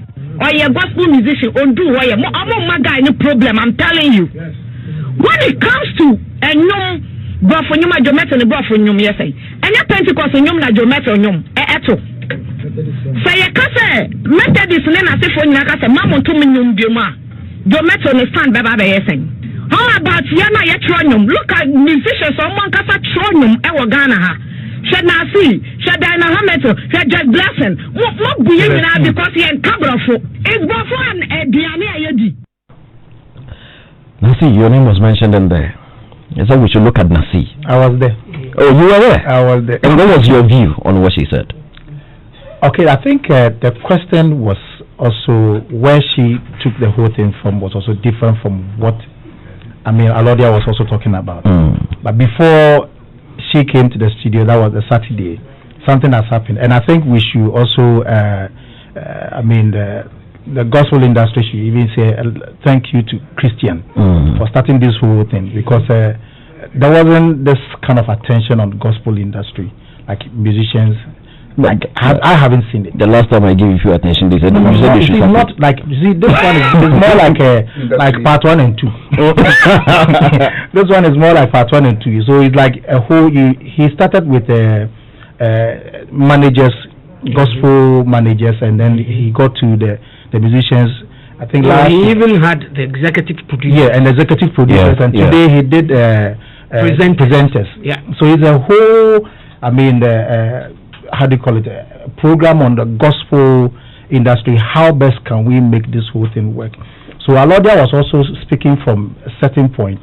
I think she also got angry based on what has happened before.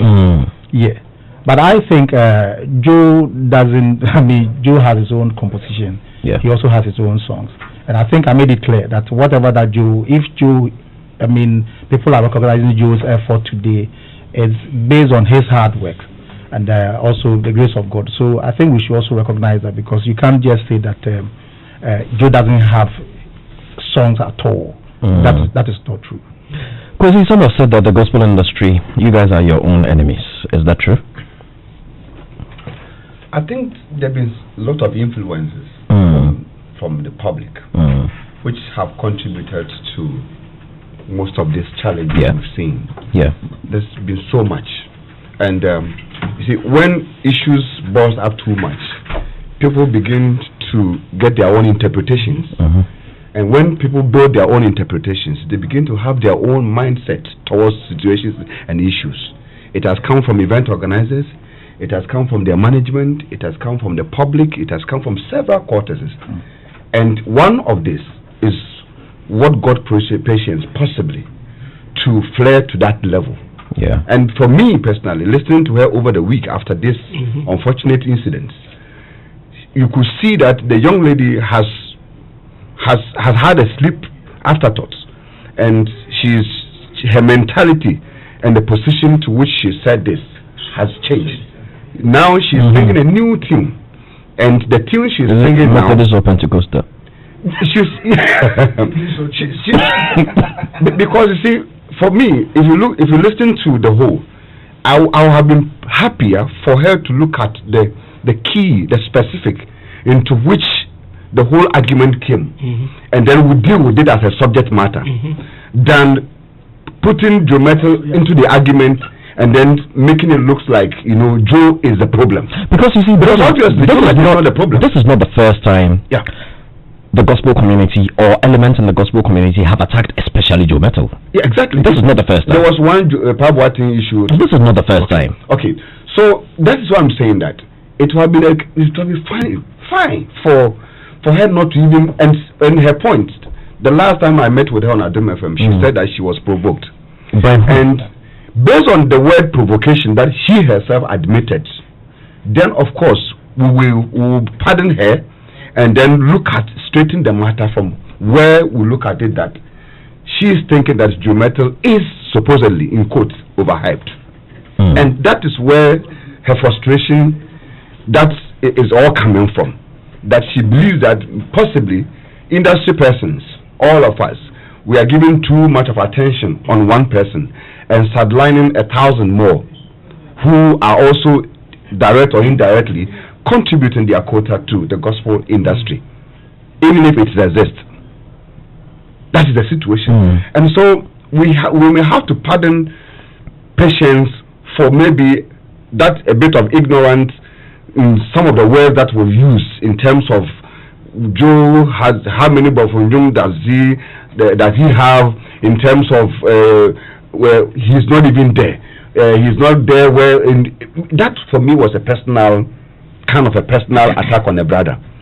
But coming back to the issue as to whether what actually brought the matter from the OB Nati angle in terms of pitching one against the 1,000, which got the lady provocated, for me is one subject matter that all of us has to look into, and that is where I will personally want us to channel the argument to, because if not careful, we may put the lady on the table and possibly floor her to a level that might even possibly affect her brand as an artist. Also in the studio was Sadiq Abdullah, Abu Kwame Rasta, and Uncle Kennedy. I don't know if any of you might want to chip in on this before we go deeper. Uncle John, let me hear your thoughts on this subject matter. I'm very interested in this subject matter because I like the gospel fraternity. I've always said that they are the people who rear the musicians, who play instruments, you know, and those are the people I look up to. I like people who play instruments. You mean people that play live? Yes, instruments. Live recording. I mean, who do not rely on the computer for effect. Do you understand? So I like the gospel people for that. And I must say that I listen. Would you be surprised if I told you that these days some of the gospel people also record via computer? Correct. I mean, they all do. Just so we put that in perspective. People do. You know, particularly in church, that's when they play live. You know, that's the thing. Church, you seem to have a particular mindset about the gospel.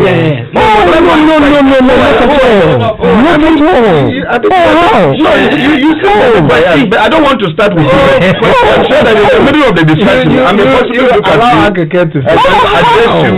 I mean, I'm sure we have issues. One voice. Even me, I am considering releasing gospel. Frankie Five is my manager. Not in this state, not in this state. Maybe. Okay, Uncle John, you have the floor. One voice. Uncle John had the floor. For farming, fine, but not for gospel. Uncle John had the floor. Kwesi, George. Yes. Actually, I am Kwesi too, so you can go ahead. Okay. Kwesi Abuaji. That's what you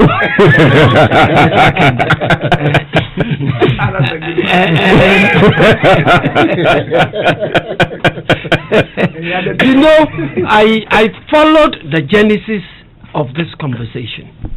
And I like what Dr. just said, Dr. Kwesi Ennis just said, Esquire. that if we are not careful, we lose out on the theme that was being discussed at the time. What happened was, two people spoke.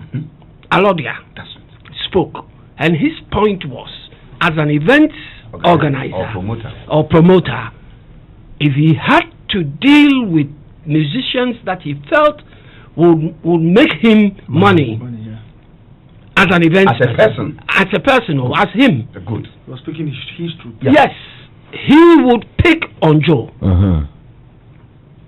He said he will pick on Joe. He has his own reasons for wanting to pick on Joe as an event person, and he's entitled. And he's entitled to that. Then, what's his name also spoke? Obi Nati.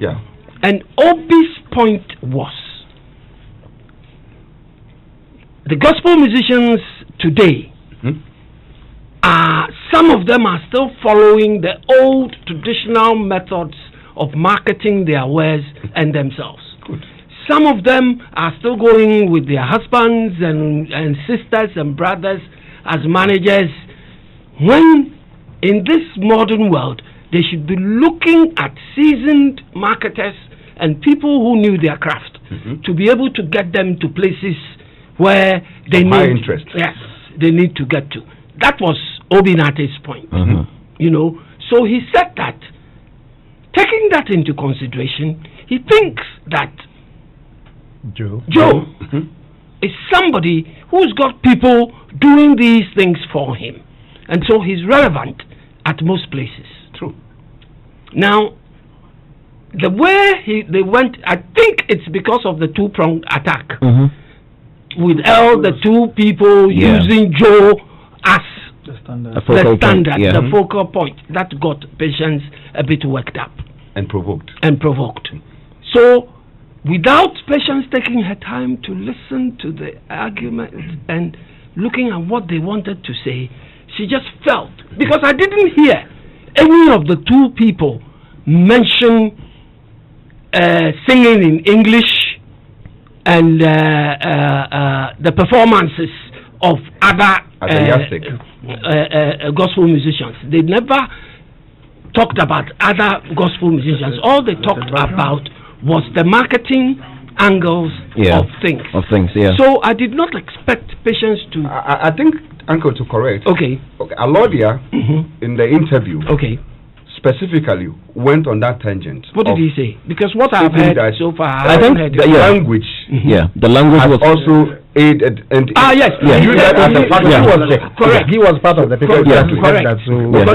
Was Alodia there the week before you were there? No. Alodia was he spoke on the same show. And then so he was talking about 40. Alodia was talking about language. Yes. And then also relevance, which has made Joe Metal to him as an international appeal. I see. So that's what got Patience angry, and she said, "What's English? Are we going to eat English? That sort of thing." And I felt that it made the whole because, like you said, Christian had started a very good project. Looking at the gospel industry and the problems associated with it, like you rightly said, he had started with the managers, right? Gone into the executive producers, talked to that day was for the musicians, and you were even angry that why is it that when it got to the musicians, he was bringing in other people. And that you should have stayed with the musicians for the musicians to air their grievances. That was your point, which I agreed with, But he brought these people in because those people came to add to why the musicians were not getting exposed that much. And so when Patience got angry, I was a bit worried. I said, no. And then she hit at Joe. And I said, no. Patience shouldn't be going that way.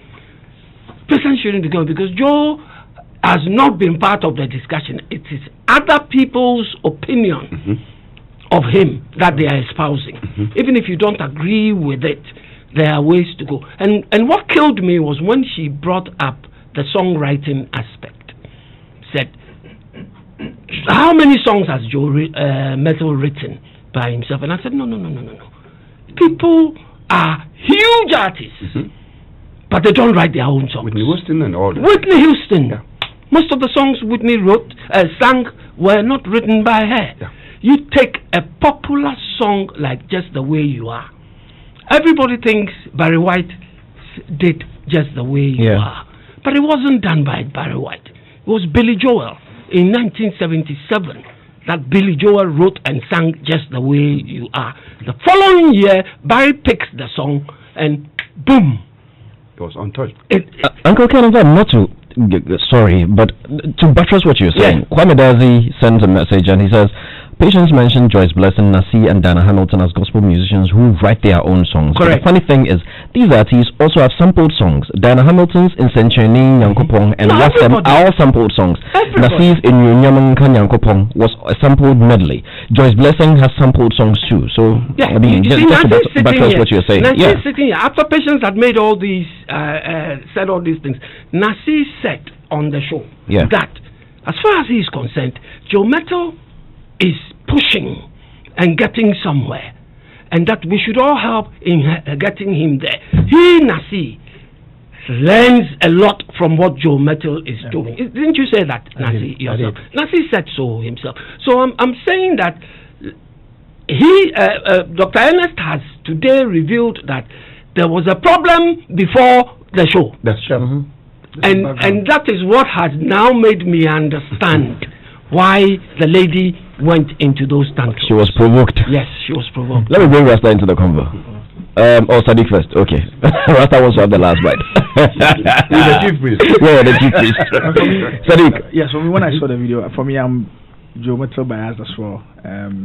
You are the people who provoked Princess Janko. You are one of them. I've got a number of like you and and songs. In fact, I mean, I'm moved by specific songs. So Nasi, for instance, I've said it again and again. How is Fatal is one of my favorite gospel songs. Yeah. You know, so when I saw it, I was like, why are you attacking Joe Metal in this way? But interactions with some of the people within gospel. I mean, last week Saturday, for instance, we had a conversation outside and everything. I don't know if it would be good to reference it, but when I came back and started to watch what was happening later within the week, her follow-up interviews and the explanations that was given, I realized a problem. The problem was not a Joe Metal problem per se. There's a problem in the gospel industry. Correct. And I'm sure she was coming from that background. I had a hint of that problem last year. So if you realize, some of the top gospel musicians are based in Kumasi. They are doing massively well, but in Accra, somehow we kind of sit on them. So last year, for instance, when we were having the deliberations for the board, you went through Music Awards board. There was a name that came up, and all of us that were Accra based that were sitting down on the board, for instance, hadn't heard it before. To sort of try to like, what are you talking about? We had to take time to reach out to a number of people working in the industry in Kumasi, and they were like, yo, her name is PACS, if I'm right. Yeah. Apparently, she had one of the biggest gospel songs. She's been around for PACS has been around last year. She had a very big gospel song that was in there somewhere. He had to take Frankie Five to remind us and say, is he a member of the Table of Men? He's a member, he's executive director. The Table of Men. The Table of Men. No, Frankie Five. Yes, he is. Yeah, he's a member of the executive. So-called Table of Men. Please, now there's a Table of Man. In fact, he's actually the chief scribe. Table of Man. Sorry, gentlemen. So when you listen to which table is that? Frankie Five can. We have a Table of Men. Okay, you let's continue. Sadiq, finish your thoughts. If you want the details, we'll give it to you. So when you listen to the background, those based in Kumasi who are doing so well and who do not, they kind of feel that people in Accra do not respect the hustle. See or appreciate them enough. Or do not appreciate the things that they do. You understand? And beside that as well, there's also another underlying problem. The popular or massive media organizations tend to hype or popularize music by those that have a certain urban swagger. Like the one like Joe Metal who I like as well, like Nasi and Fatal and all of that. But you realize that, for instance, if a Joy FM, aside, I don't know, but if you do a content analysis of some of the songs Joy FM, for instance, will play, they'll play a lot more of the gospel songs that has an urban swagger and a bit more of English. Even some of the other dominant radio stations and TV stations do that as well.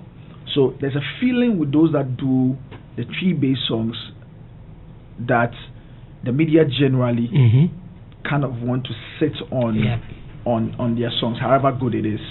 And then there's another part of it where the Kumasi-based gospel musicians also have a feeling that those of you that are in Accra want to sit on them. So there's a backdrop of it. Then come in, what's it called? Alodia's commentary. Alodia was speaking his truth.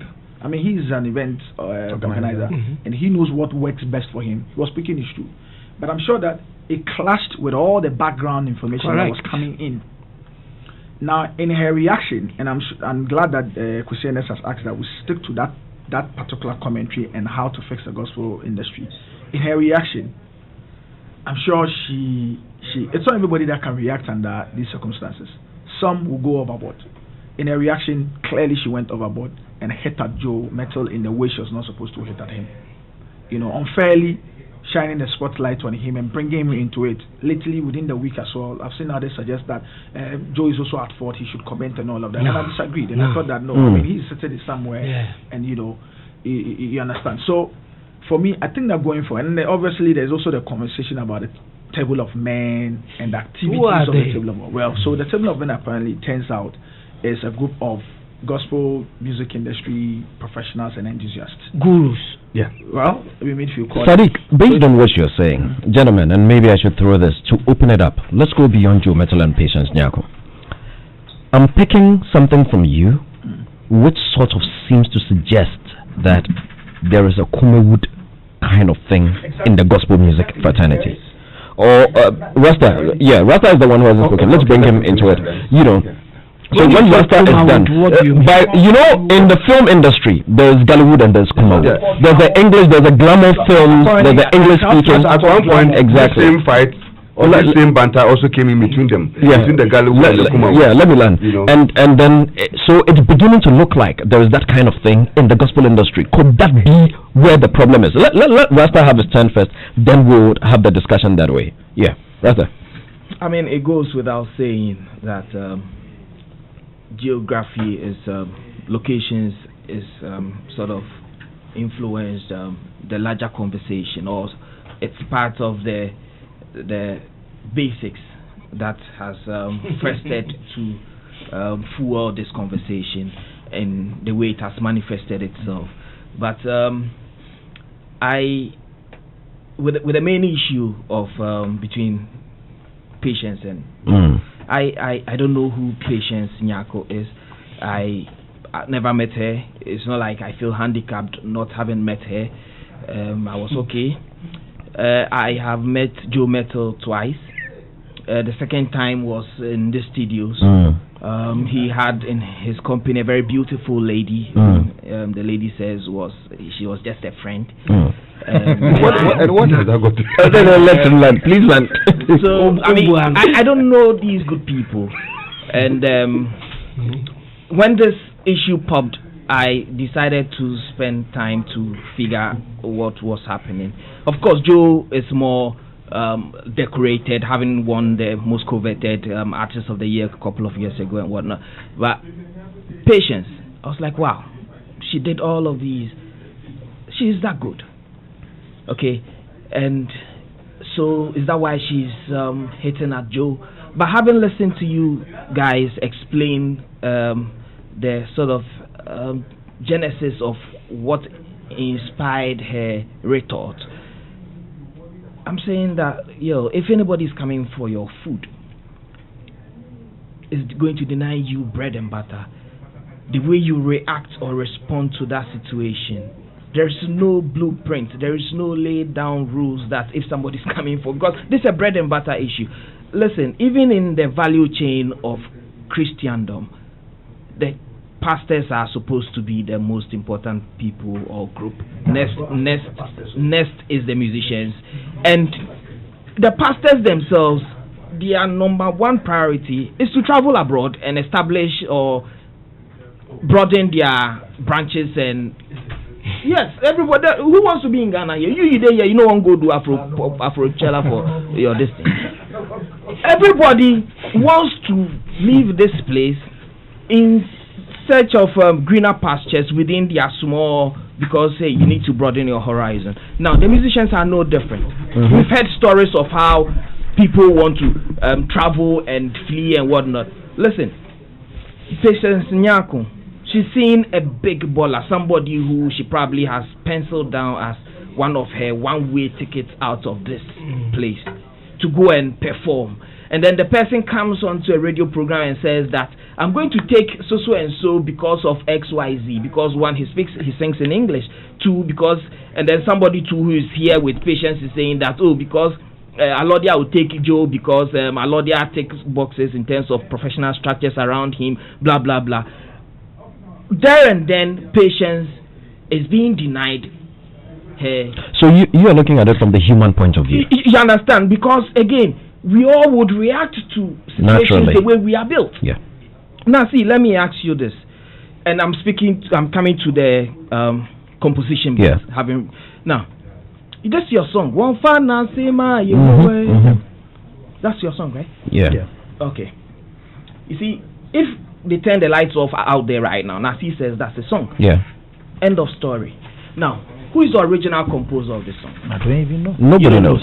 Now let me tell you why. If God come right now, you will make it to heaven. Folklore. Thank you, Uncle Ken. Song. Thank you, Uncle Ken. You see, you will join us soon. George Quaye. Yes, my brother. Now I don't know which part you go, but pay attention. I'm paying attention. A certain man lived. Yeah. In 1937 thereabout, he was posted by the Methodist Church to go act as a reverend minister in the Kumfi Etuam. Yeah. Okay. That was where and when he composed that song that you claim to be yours. It is not mine. I it was, if it no, was no, but that you are referring to what I recorded. Yes. So that is why I said yes. Yes, it's mine. It was what I recorded. But what you recorded? You didn't ask me that. Did you write the song or did you compose the song? No, hold on. Gentlemen, hold the thought. Hold that thought. Your microphones are off. Hold on. We need to have one voice. But before we continue, Rasta, you were on the floor. Let me go to the phone lines and speak to Celestine Donkor. We'll come right back. Hello, Celestine. Hello. How are you doing, darling? I'm very blessed. And you? Oh, you're alive and well. You're live on Joy 99.7 FM. My name is George Quaye, and the show is Showbiz A to Z. We're discussing gospel music. Many have said that you people in the gospel music industry, the artists in the industry, you are your own enemies. What do you say to that? Well, first of all, let me acknowledge your platform. It's a very big platform we all listen to. I think the last time on Leslie's show, he gave us the opportunity to call in and, advertise what we are into. And that brought me a very big contract worth over 20,000. And I want to appreciate your platform for that. Thank you very much. Our salespeople have heard it. They bring you an invoice. Yes, I'm talking about my alcohol-based hand sanitizer approved by FDA. So yes, back to your question. It's an industry, and because we are human, we would have our differences, which would, by all means, play some kind of role in what we do. So yes, there are differences, and people have their different opinions. There are stories making rounds that even you, some of your fellow gospel musicians, have done and said things that have denied you jobs. Is this true? I don't think I have done or said things that have denied me jobs. No, not you have said, that people have said about you. For instance, maybe an event planner wants to hire you to do a show somewhere, and then can you get me Celestine? Celestine, maybe, blah blah blah, that kind of thing. I don't know if you've heard any of those. I have not. I don't have evidence of that. I've heard those things are happening, but I don't have evidence of that, and I've not experienced them personally, so I cannot add a voice to that. But I heard, some rumors and some headlines about me approving what Patience Nyako said, and I want to use this opportunity to say it is not true. I think I granted an interview for Adom TV, and they asked my opinion on the issue, and I made a statement. I think that the graphic showbiz captured what I said very well, and so if there is any reference people want to make to what I said, they should go to graphic showbiz and check their story on that issue. Because what did you say exactly? What I said was that both Patience and Joe Metal are my friends, they are colleagues, and both of them have beautiful ministries. And we should all focus on what we are about, which is spreading the gospel of God or the message of Christ through our songs. And so therefore, if that is being achieved by singing Presbyterian or Pentecost hymn, our response should be praise Jesus, because then we are achieving our purpose. And I also went further to say that perhaps Patience had a point she wanted to make, but then she allowed her anger to go ahead of her, and it was miscommunicated. So it is not really about who is top or not. I personally don't think an industry can be built around one person, because you cannot host a show and say that people would attend that show, because you put one person on it. Always the variety and different talents coming together always is the better. It works. And therefore, it is never about who is big or who is not. I mean, Joe Metal is somebody we all admire. I personally admire. I personally so into his ministry because I value the grace upon his life. And Patience also has beautiful songs that perhaps has reached to people that she herself hasn't met. So we should not use the challenge or argument of who is bigger to spoil all these beautiful things that our songs are doing out there. That is my point of argument. Okay, that's pretty clear. That is pretty clear. Well, we have a lot of gospel greats that we're going to be speaking to today. Gwesiana, you want to speak to Celestine? Oh, okay. That we are going to speak to today, so we'll let you go for now, and then we'll raise you again if we have to. All right? Thank you very much, Celestine. All right, you have a nice day. So that is gospel musician Celestine Donkor. Yes, quite a that you were making a point. Yes. So, like I was saying, or plunging into Nasi, it is what it is that the Christian fraternity people have, and Nasi, we're speaking just behind the scenes. He says that he's been around for 27 years. Now, that's like somebody who's voted like twice. Yeah. It is not children. Nasi, you see, I have no sympathies for the situation as it stands now, because for me, the most pampered and overly entitled sect of music practitioners is the gospel fraternity. Sure. No. Now, hold on. Let him land, then you have your say. We'll come to you. Now, you know, but it would be nice to throw a bit of more like what you mean by the most pampered and overly a sect that has a fixed crowd, nowhere to find them every Sunday. They have the opportunities to rehearse, practice, hone their talents, nurture their talents with the passage of time every Sunday, and they could do that till the end of time. And if they drop dead, they get to have their funerals done for them by their church. Now, if this is not like being privileged, I don't know what is. Hold on. Now, back to my issue of who composed that Nazi record. Now, the gentleman was posted by the Methodist Church. Those who did the Methodist, is it the Basel? No, the Wesley people posted him to Ekumfu Etuam, which is where Tamils comes from, to go and do evangelism. And then that's where he was inspired and composed that song. Okay. And now this gentleman rose through the ranks, eventually became your headmaster. Which one? Reverend Gadiel Akwa. Oh, Reverend Gadiel Akwa. Yes, he's the one that composed that song. Yes, sir. You're joking. He died in 1954 in your current Old Boy Association house, upstairs in his sleep. I've done extensive work on this man in an unrelated project, and I know where I am coming from.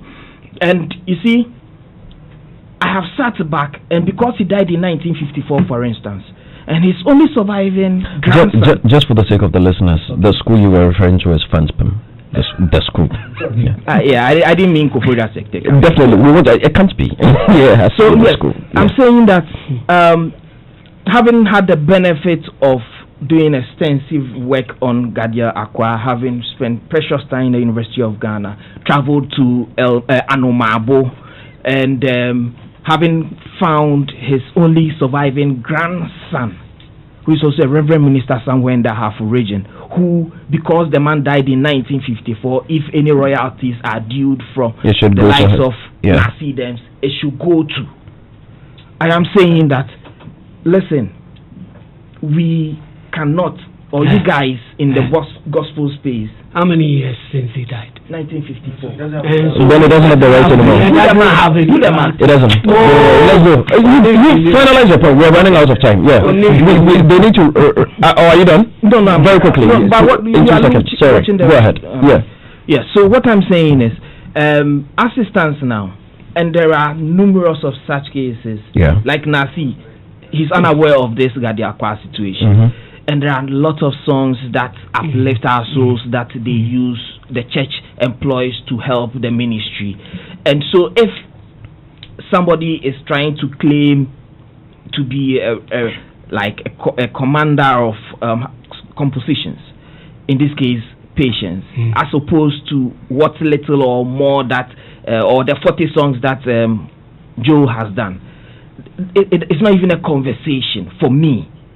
That's where I would want to end it. Because with regards to the ministry, it is about what works. Okay. It is about what the people can connect to in their service to God and their fellows. So Patience needs to sit down. She needs to acknowledge that, listen, Alodia is not the surest way or the only way to endorse credibility or relevance. It is not within Alodia's right or might. He can make monies from other avenues. She can make monies from other avenues. Thank you. She might as well look there. Thank you. Yes. Yeah. Doc. Yeah. Thank you so much, Chief Priest Kwame Rasta. You see, and then where he went with the argument. Yeah. I mean, there's some few shivers within me, and then I need to. Rasta, you know to pay attention. He's addressing. Yeah. I need to pour my frustration. Yeah. When you are talking about a particular genre or a group of individuals, practitioners, creators, who have been abused heavily in this country of ours, you are talking about the gospel musicians. Please define what you mean by abuse. They've been heavily abused by who? How? By serious industry persons. How? Sometimes when corporate people sit and they are talking, you hear people talking about international, you hear people talking about brand, you hear people talking about everything, and yet the same people who are talking, they are the same people who continue to abuse them by putting them on programs and paying them 2,000 and 1,500 Ghana cedis. So, and you ask yourself the question, how do you people want them to resurrect? Do they add guns to it like the Rasta, let him learn.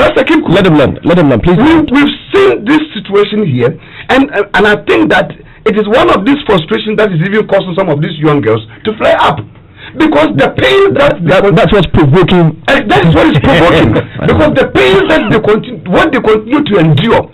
Nasir goes to stage with almost about 14-piece men, 14-piece band, stand there and perform, and by virtue of somebody's calculation of who somebody's brand has gotten to, decide that he deserves 5,000 Ghana cedis on an event where Sakwada is taking 100,000 Ghana cedis. My senior executive here, George, is sitting in this chair. Let's go to my brother George. He sits in the program, an event, organizes a big concert around the world, here globally, and tell him, look at the salary, the payment permutation that he does on the programs. By the same people we are talking about. And then when we finish, we say that they have been this, they have been pampered. Well, how do you pamper them? They have been abused, and for me, it's so frustrating how the gospel industry it is. For today, I am so happy for once that we sit on this platform and corporate Ghana is listening to issues of gospel music. Uncle Ken, how many years has it taken us to get to this level? How many years? You understand? But it is important for everybody to understand that gospel came from somewhere. And it is important for us to pick the picture, the angle, and then be able to put it into perspective. That every 10 years, there should be a transition, there should be a change. That's what we came to inherit. And every 10 years, something will happen. Whatever the friction and the system that we are going through between contemporary and traditional, the friction we are having now is as a result of the new change that we are in. And it is taking some people a difficult moment for them to appreciate and understand that gospel music has changed. And people who are having frustration and challenges are either having fun, thinking aloud what we should do, either to back out or to go forward. That is why somebody looks at his own lens and think that somebody is like this, or somebody is being overhyped, or somebody is here. Because there's a shift, and new wind is blowing. We are in a different dispensation, and it is important for where we are now, for every individual, gospel related or whatever it is, to begin size their mindset that from where we are going, we are moving into a new dispensation, and it is important for all of us to move into that district. That's right. Okay. And that is the truth of the matter. We cannot shy away from the truth. That is actually the truth where we need to look at it. It's an industry matter, and we need to look at it. But for anybody to say gospel musicians are pampered, I disagree with that person. Quite honest, you've spoken well. But before I address what you're saying, I'd like to ask Nasi a question. Nasi, why do you do gospel music? First of all, to propagate the gospel of God. And hold on right there. Do you know? I asked. Do you know that this answer you have given is what makes it's exactly what causes what Quaye No. Let me land. Because he mentioned me as an event planner. Let me land. He's also an event organizer. And he mentioned me specifically. And I'm telling you what goes into the thinking. A lot of the gospel folk, and Nasi, I can put it to you right now, that if they should place calls to 90% of the gospel people in Ghana, they will not tell you it's for business. But what Quaye No. has spoken right now clearly shows that it is purely business and nothing else. Unless Quaye No. Hold on. Does it mean you are Quaye No. Relax. Hey, Quaye No. If we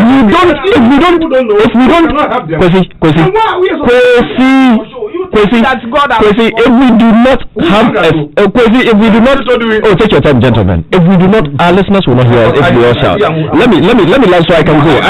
I will save my comment for GQ's view when I get there. I was only asking. I was only asking a question. Nasi, go ahead. Yes. Every gospel artist, your first call is to win souls. So definitely when you ask me about what is the main supposed to, that is the first calling. That's our first. We were called to preach the gospel. Nasi, do you think every gospel artist agrees with you? That is so. For that one, I can't. I mean, you see, it's an individual. I mean, relationship with God. So for me, I am called to preach the gospel. But you know, after I am done preaching the gospel through music, because I went to the studio for production to be done. Everything, even Bible, is being sold for a certain amount of money. I mean, I bought my recent Bible that I bought it about 800 and something CDs. Yes. Some Bible is the word any different from the 5 CDs one? Some of them, you see, we have amplified Bible. Some has some, you know. This one, the color inside is red. Or this one, God talks to you directly. The word. Let's go. So you see, so that one, that also doesn't stop the gospel musician to also make money from the talent or from the preaching of the gospel. Unfortunately for us, from day one, when we started this whole thing, our mindset, it wasn't on making money. And some of our elderly people will tell you that, Yamina Afrayan, so we're preaching the gospel. So that was it. It was just recently that all of us, we had fought in some way. But you know, we making mistakes, it wasn't from the musicians. The mistake started from the business people that came in that adapted our talent. That okay, I've seen that Nasi is good. Sadiq is good. Let me question is good. So let me do business with them. They saw something that okay, I can make money from this. But you know, most of us, I'm naive. I'm desperate in the church, singing, and I've been singing day and night, and then somebody comes in and says, "Oh, I want to." Put your of course, music on a record so that everybody will hear of your talent. So at the end of the day, I give all my power to him. You see, to handle everything for me, because I don't know the business side of this whole thing. You see, little did I know that I can as well preach the gospel and also make something from it. But because we didn't know, so we made mistakes from the beginning. But now, as Quaye was saying, things are becoming opening now. Things that we didn't know then. Now at least it is clear for us now to learn or to even know that it is not wrong to make money from this. It is not wrong. Nasi, I like the point you've just made, but you see, Quaye No. brought the business angle into this conversation, and that is why I was very surprised that exactly what what's his name? Obi Nate was hinting at that. Listen, times have changed.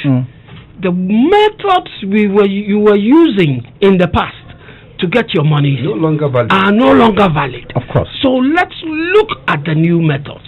Stop using your husbands. Stop using your brother. Stop using your sister. Yes. Stop using. And these were the facts. Yes. Stop using your sister. Real mentors. Get people who know what they are about to get you up there. But unfortunately, I heard both you, Nasi, and Patience. Yeah, PNY. Call managers What was the terminology? I even said that. What was the terminology? About 90% of gospel managers are follow. Yes. Yes. Okay. Are you 25? Please hold on. Please, let me finish. Please give me some.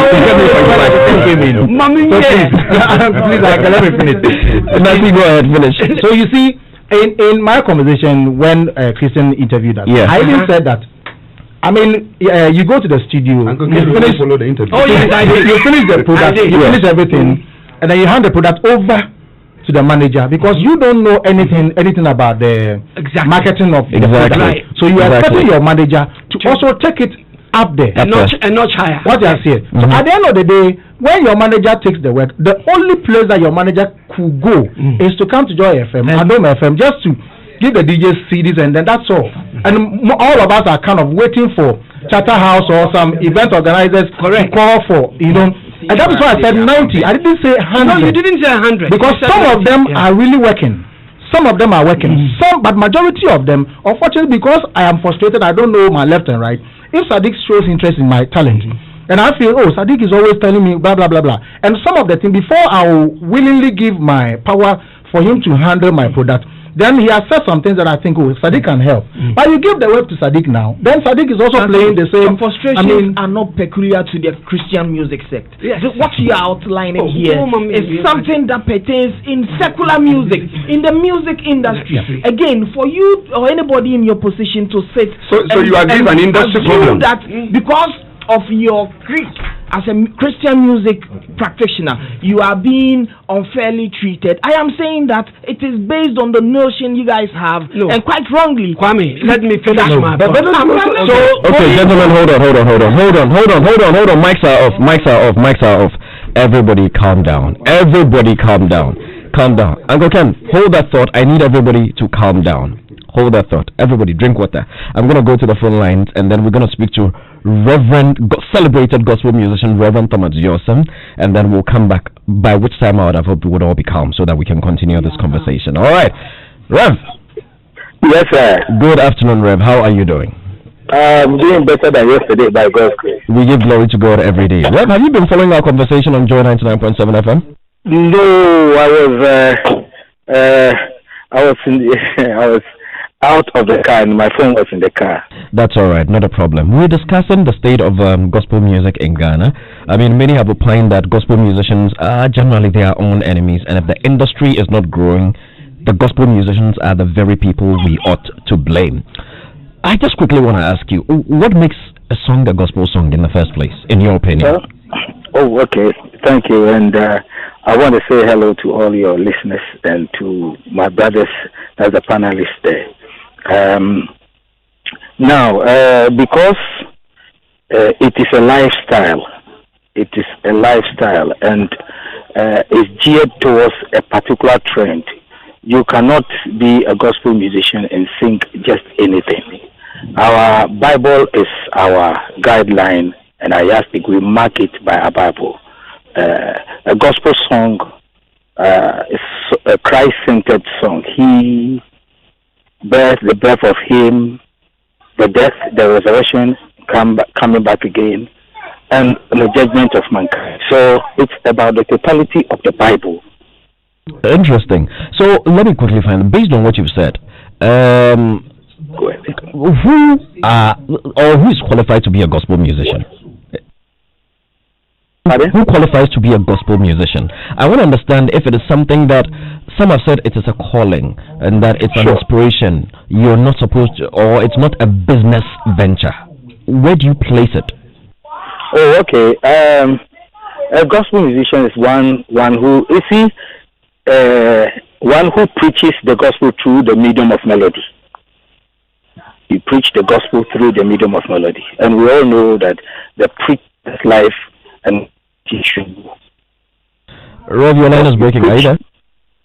Are you hearing me? Yes, I can hear you. Please go ahead. Yeah, that somebody who preaches what he sings. So somebody who preaches the word of God through the word of God and practices what he preaches through the word of. He sings. You sing what you practice and practice what you sing. I like that part. So tell me, are they supposed to be engaged in commercial activities as a Sarkodia would, or as a Stone Boy, or a Manifest, or an Obrafour would? I mean, if I called, say, Obrafour to come and perform at my event, naturally he would give me his fees, his bill. Is a gospel musician supposed to engage in that kind of commercial activity as well? Oh, when you say you are holding a concert or a program and you are inviting and you are taking fees, you are charging. You are charging and making money. I think it is expedient that the one who comes to also perform, or let's say minister, should also be blessed as such. You cannot say it is gospel, because look, when you're going to studio, they don't say it is gospel, so it is for free. When you are, before you bring your product out, you will not say it's gospel. So, gospel free. No, it's money. And because it is money, you invest in something, at least you want to recoup your investment and maybe live on. So, I don't see anything wrong in maybe commercializing your CDs, but you have to also at the same time be careful about not being taken away by money. You see, Rev, that is where my confusion sits. Yeah. Because on the one front, you're saying it is an inspiration thing. It is somebody who's preaching the word of God and all those things. And I see people who are preaching the word of God in buses, by the roadside, and all that, in churches here and there. And I'm looking at a man of God, or somebody who's preaching the gospel through music or through melody, like you rightly said. And I am trying to look at that person as a commercial product, as something that is being sold. We need to understand, are gospel musicians commercial products that are being sold, that are offered for sale, or they are of a different species, or a different breed, or a different business venture, so that when I call them, I can compensate them for coming, but not negotiate a business deal with them? How should gospel musicians be placed, really? Yeah, do you know that the scripture says a workman is worthy of his pay? You know that? Yes, that's true. Yeah. Now, and I don't think they go in, I don't know, maybe I stand corrected, they go in because they want to commercialize it. Are you understanding me? But as long as you are bringing the product out, you go to the studio, they charge you for it. Everything before even the CD or something comes out, it is not for free. Good. It's like you saying a preacher has written a book, and because he's written a book, he shouldn't sell it, he should give it out for free. No, Rev, I get you on that score perfectly. That part makes perfect sense. What I want to understand is, if me, I make a song, I'm a musician, and I release a song, I know it's commercial. I'm not a gospel musician. I haven't identified myself as somebody preaching the word of God through melody, so it has to be, and I have to live it, and I have to blah blah blah and all that. I released it and I want to make money, so I put it on iTunes, I put it here. I want people to buy it and give me money. When you call me for an event, give me money. I want money. That is why I did. I want to know how gospel musicians themselves want to be identified or placed. Number one is a calling, and we all give accounts on whatever we do with our lives. Our motives are different. Hitherto in those days when we started very, very early, when we started, there is a passion for ministry, the passion. So I quite remember some of most songs. My joy is that when I write songs, I teach the church and we use it for praise and worship. Okay, but as the years go by, those days they just record it in the church, and that quality recording where people need it, where you have to add quality to it, all these things weren't there. We had passion for the work and we're doing it. But as the year goes by, it's not only about me, Reverend Yosin, listening, or my church. It's about somebody else also listening to the song. Somebody in Accra, somebody in Kumasi, somebody in Takoradi, somebody in Tamale. So how can they get it? There should be a production. How can they get a production? You have to use money to produce the thing and just also sell it so that you can also get money for your next song. But the motive, if your motive is coming to it because of money, then your motive is wrong. But if you're coming into it that you want to also be a blessing to people, are you understanding me? Even though it is I get you. You want to be a blessing. It's like your station. The churches that come to your station to preach the word of God, they don't come for free. They pay it. so that people can hear them. Yeah. Are you understanding me? I'm getting you. Some have to even go and solicit for sponsorship so that they can be able to pay the network for the airtime. Yeah. So it's about the person's motive. Thank you very much, Rev. Yeah, the individual's motive. I think we'll end it here. Thank you so very much for your time. And one of these days we'll invite you into the studio. Yeah. All right. Yes. But tell your panelists they shouldn't fight. They are not fighting. They are not fighting at all. Thank you very much, Rev. When you finish questionnaires, you can call me, please. All right, he'll do just that. Wait, before you come in, Uncle Ken had the floor. Let's finish. Uncle Ken, no. Or you want to react to something that Ben said? Okay, go ahead. No, it's a quick one. Yeah. See, let every gospel musician understand this and straightforward. Yeah. If you believe your calling is that has that uniqueness and that you are just there as minister and you don't need money. Then what you have to do is find your own investment, produce your own thing. Don't go for anything, any record label or sort to put investment into you. But if you think that your craft has to be produced or financed by somebody, and you the same person, somebody will put millions of money into you, and the next day you will come out and say you are the only saint in the world, and therefore you don't charge money. Then you must have your intestines removed. Because you know why? Nobody in this life will ever be able to put money into, and that MHB hymn we are singing, it is important that from today on this platform, we as much as possible shy away from it. Let's straighten the ministry. It's an industry we belong to. There's no ship that only houses gospel musicians. There's no aircraft in this world that only takes 5 people only gospel musicians. It's not there. It is one aircraft that takes all of us. It's an industry. There's a practice. Somebody invests into you, and then there's something. You get some. Even the Bible that we read, it says that the hand that does not work does not eat. It is through what you do as a gospel musician that will allow you to even contribute to your tithes and your taxes to the Republic of Ghana. And so if you think that you are a gospel musician and you are unique and such that you don't need money, don't even go and hit on any record label's house. Don't go to any investor's house and ask for money to produce your monologue or something. That's the thing. It's a pro. All right, thank you very much. Uncle Ken, you have the floor. Yes, all I wanted to say was this. Looking at the business side of things, and I think everybody in this room agrees that music is a business. Yeah. Me, I do not want to segregate the music in business and say gospel, and they're all part of the music business. And so everybody that puts their quota into it must earn something in return. Definitely. In return. Yeah. That is why I want to ask you guys, don't you think what Obi Nate was suggesting is the way to go? That if you want to get up there, get yourself the correct people who know about marketing trends and contacts here and there to be able to push your brand. That's the way forward. It's the way forward. Because without that, we'll still be in this rut. There are only 2 of such persons, fortunately for us. Who are they? Akwesianes and Frankie Five. In the whole of Kwesi Kumsin, Joe Metal's manager. And that reminds me, I have not heard Sadiq on this topic. Yeah, he's hungry, Okay, it's almost like we should hurry up and wrap up. Uncle Ken, yes, I know I'm gonna cut you again, but I've got Obi Date on the phone line, so let's talk to Obi and then hello Obi. We lost Obi. Uncle Ken, so wrap it up quickly. Basically, George, there's so much bickering. Yeah. There's so much of hypocrisy going on in the gospel music industry. Not only in the gospel music. But today we are focused on the gospel music industry. There's so much of hypocrisy. We're focusing on the gospel industry today. George, I think you hold on. Okay, hold on. We've got Obi on the line. Hello, Obi. Hey, George. How are you doing, my brother? I'm doing well, yourself. God is good. We're blessed. You guys have been in the news this week. Well, I think I'm excited about it.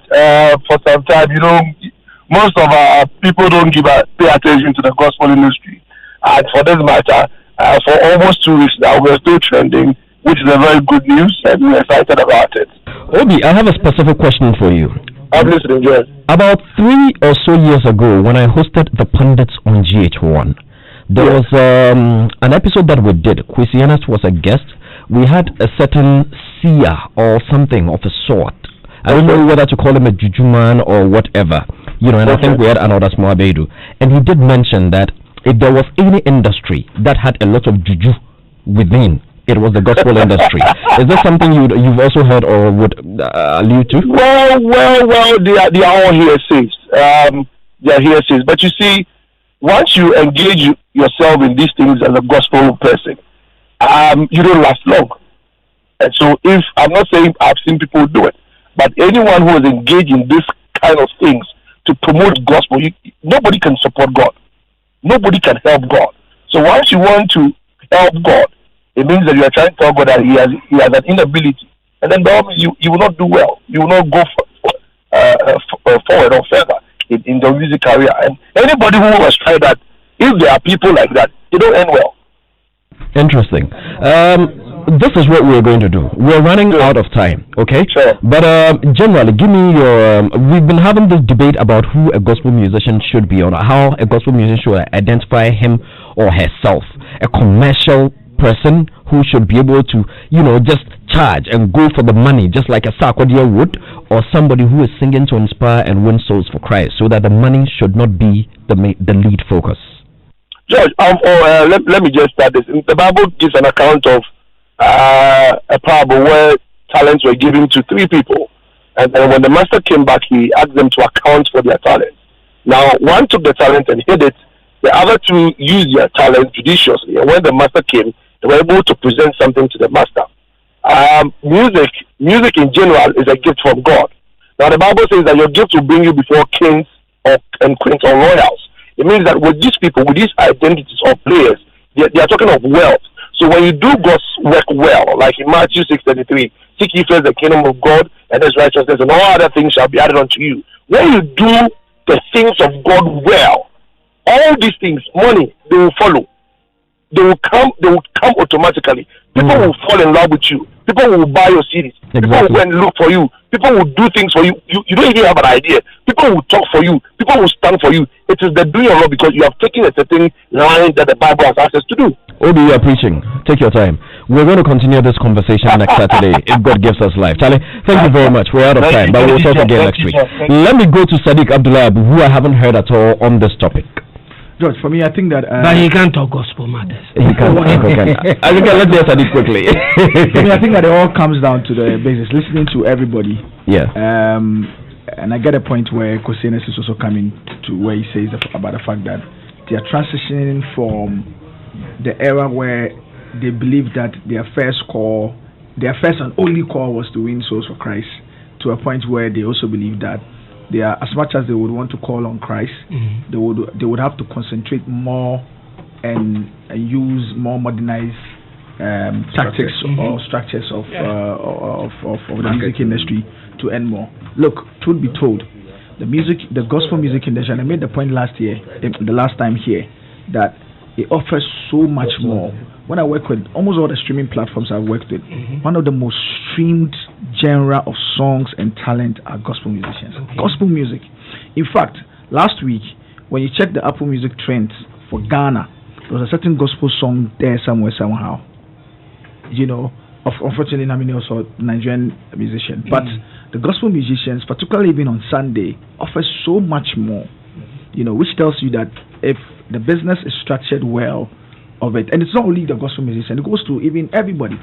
Some of the problems they face are also problems that the secular music industry people also face. But going forward, I think that they need to find a connect somewhere somehow. Okay. There are too many cracks. There's a whole we versus them kind of thing happening. I think we're going to continue this conversation next week. Yes, we have to, because we've not been able to because George, just before you go to Nasi, just before Nasi, look, in the conversation that we've had, one word keeps coming up when you talk to gospel people, and that's calling. Everything seems to be a calling. A calling. And you know what? I came across something a lady gospel musician said just last Thursday, Philippa Berthy. She went as far as saying, marrying a man of God is a calling. I want us to look deeper into this thing. Nasi, you have the final word so that we can wrap it up. Before we leave, we'll continue next week. I'll be here. The only thing I want to say is that the problem is most event organizers, as Ghanaians, you often know that gospel is for free. Nasi, you see, let me finish. You finish. You see, gospel is for free. So as much as we are educating ourselves, and also we, the gospel musicians, are also trying to also adjust to the new system, they should also understand that the gospel is not for free. So when you bill me for a gig, pay me what it dues me. Don't give me. You have a point. We'll wrap it up. Did any of you see the VGN COVID-19 virtual concert? Yes. Last week? Because I didn't. Aren't you going to have it, or you postpone it till next week? I mean your which one? GQ's. No, next week. We haven't finished the topic. We haven't finished. So let us finish it. Then we'll do that next week. You saw the concert? Yes. What's your take, very quickly? I haven't heard people talk about it. It was good. Brilliant. And I like the part where you ended with your metal. Yeah. I mean, and the spice was good. Where who went it? Who ended with Joe Metal? Oh, okay. You get where you're coming from. Yeah. But you see, George, ending my little bit. Yeah. Let us all believe, whether it is your calling, whether it is your dad, whether it is your dad. Yeah. This hypocrisy of all the time people trying to isolate themselves from an industry where we all belongs to, and use the structures for their benefit, and then they try to stay out and complain. For me, it's very much. You are saying what we'll say next week. Let's end it here, ladies and gentlemen. Let me say special thanks to Doc, Quaye Ernest, Nasi, Uncle Kennedy, Sadiq Abdullah, Bukwame Rasta, and of course all those who joined us via phone, and a lot of people. And you sent a lot of messages. Please forgive me. Unfortunately, we're totally out of time, so I'm unable to read them. Let me see if I can. We have about some 2 or 3 seconds or minutes. Let me see if I can do a few. This one says. Okay, let me leave that one. This one says, okay, GQ, Joe Metal has a third degree in marketing. That is a factor. Ben, okay, so you mean he knows how to package himself and sell himself. Okay, if you insist. This one says, GQ, let me see. Sadiq, please sit down. You're too long. You're blocking my screen. Okay. George Quaye, the gospel music is a career like the hip life and the high life people. Nobody builds a career and harvests from a cornfield. Whether they hide behind the Bible or worldly stuff, music is big business, and those who practice it must eat well from it. It is up to us, their audience, to buy or reject their songs. That one is from Paul. And so many. Don't worry, we're going to continue the conversation next week, God willing, but I'm going to leave you with my favorite track from the man Nasi. You know, Nasi is a gospel musician, but funny enough, my favorite track from Nasi is not a gospel song. My name is George Quaye. Show produced by Philip Nye. We had Manita supporting us, and of course someone else on social media. Africa's finest DJ, the legendary DJ Wibete, has been dishing out the tracks. This is Nasi's best gospel track of all time. Enjoy. Box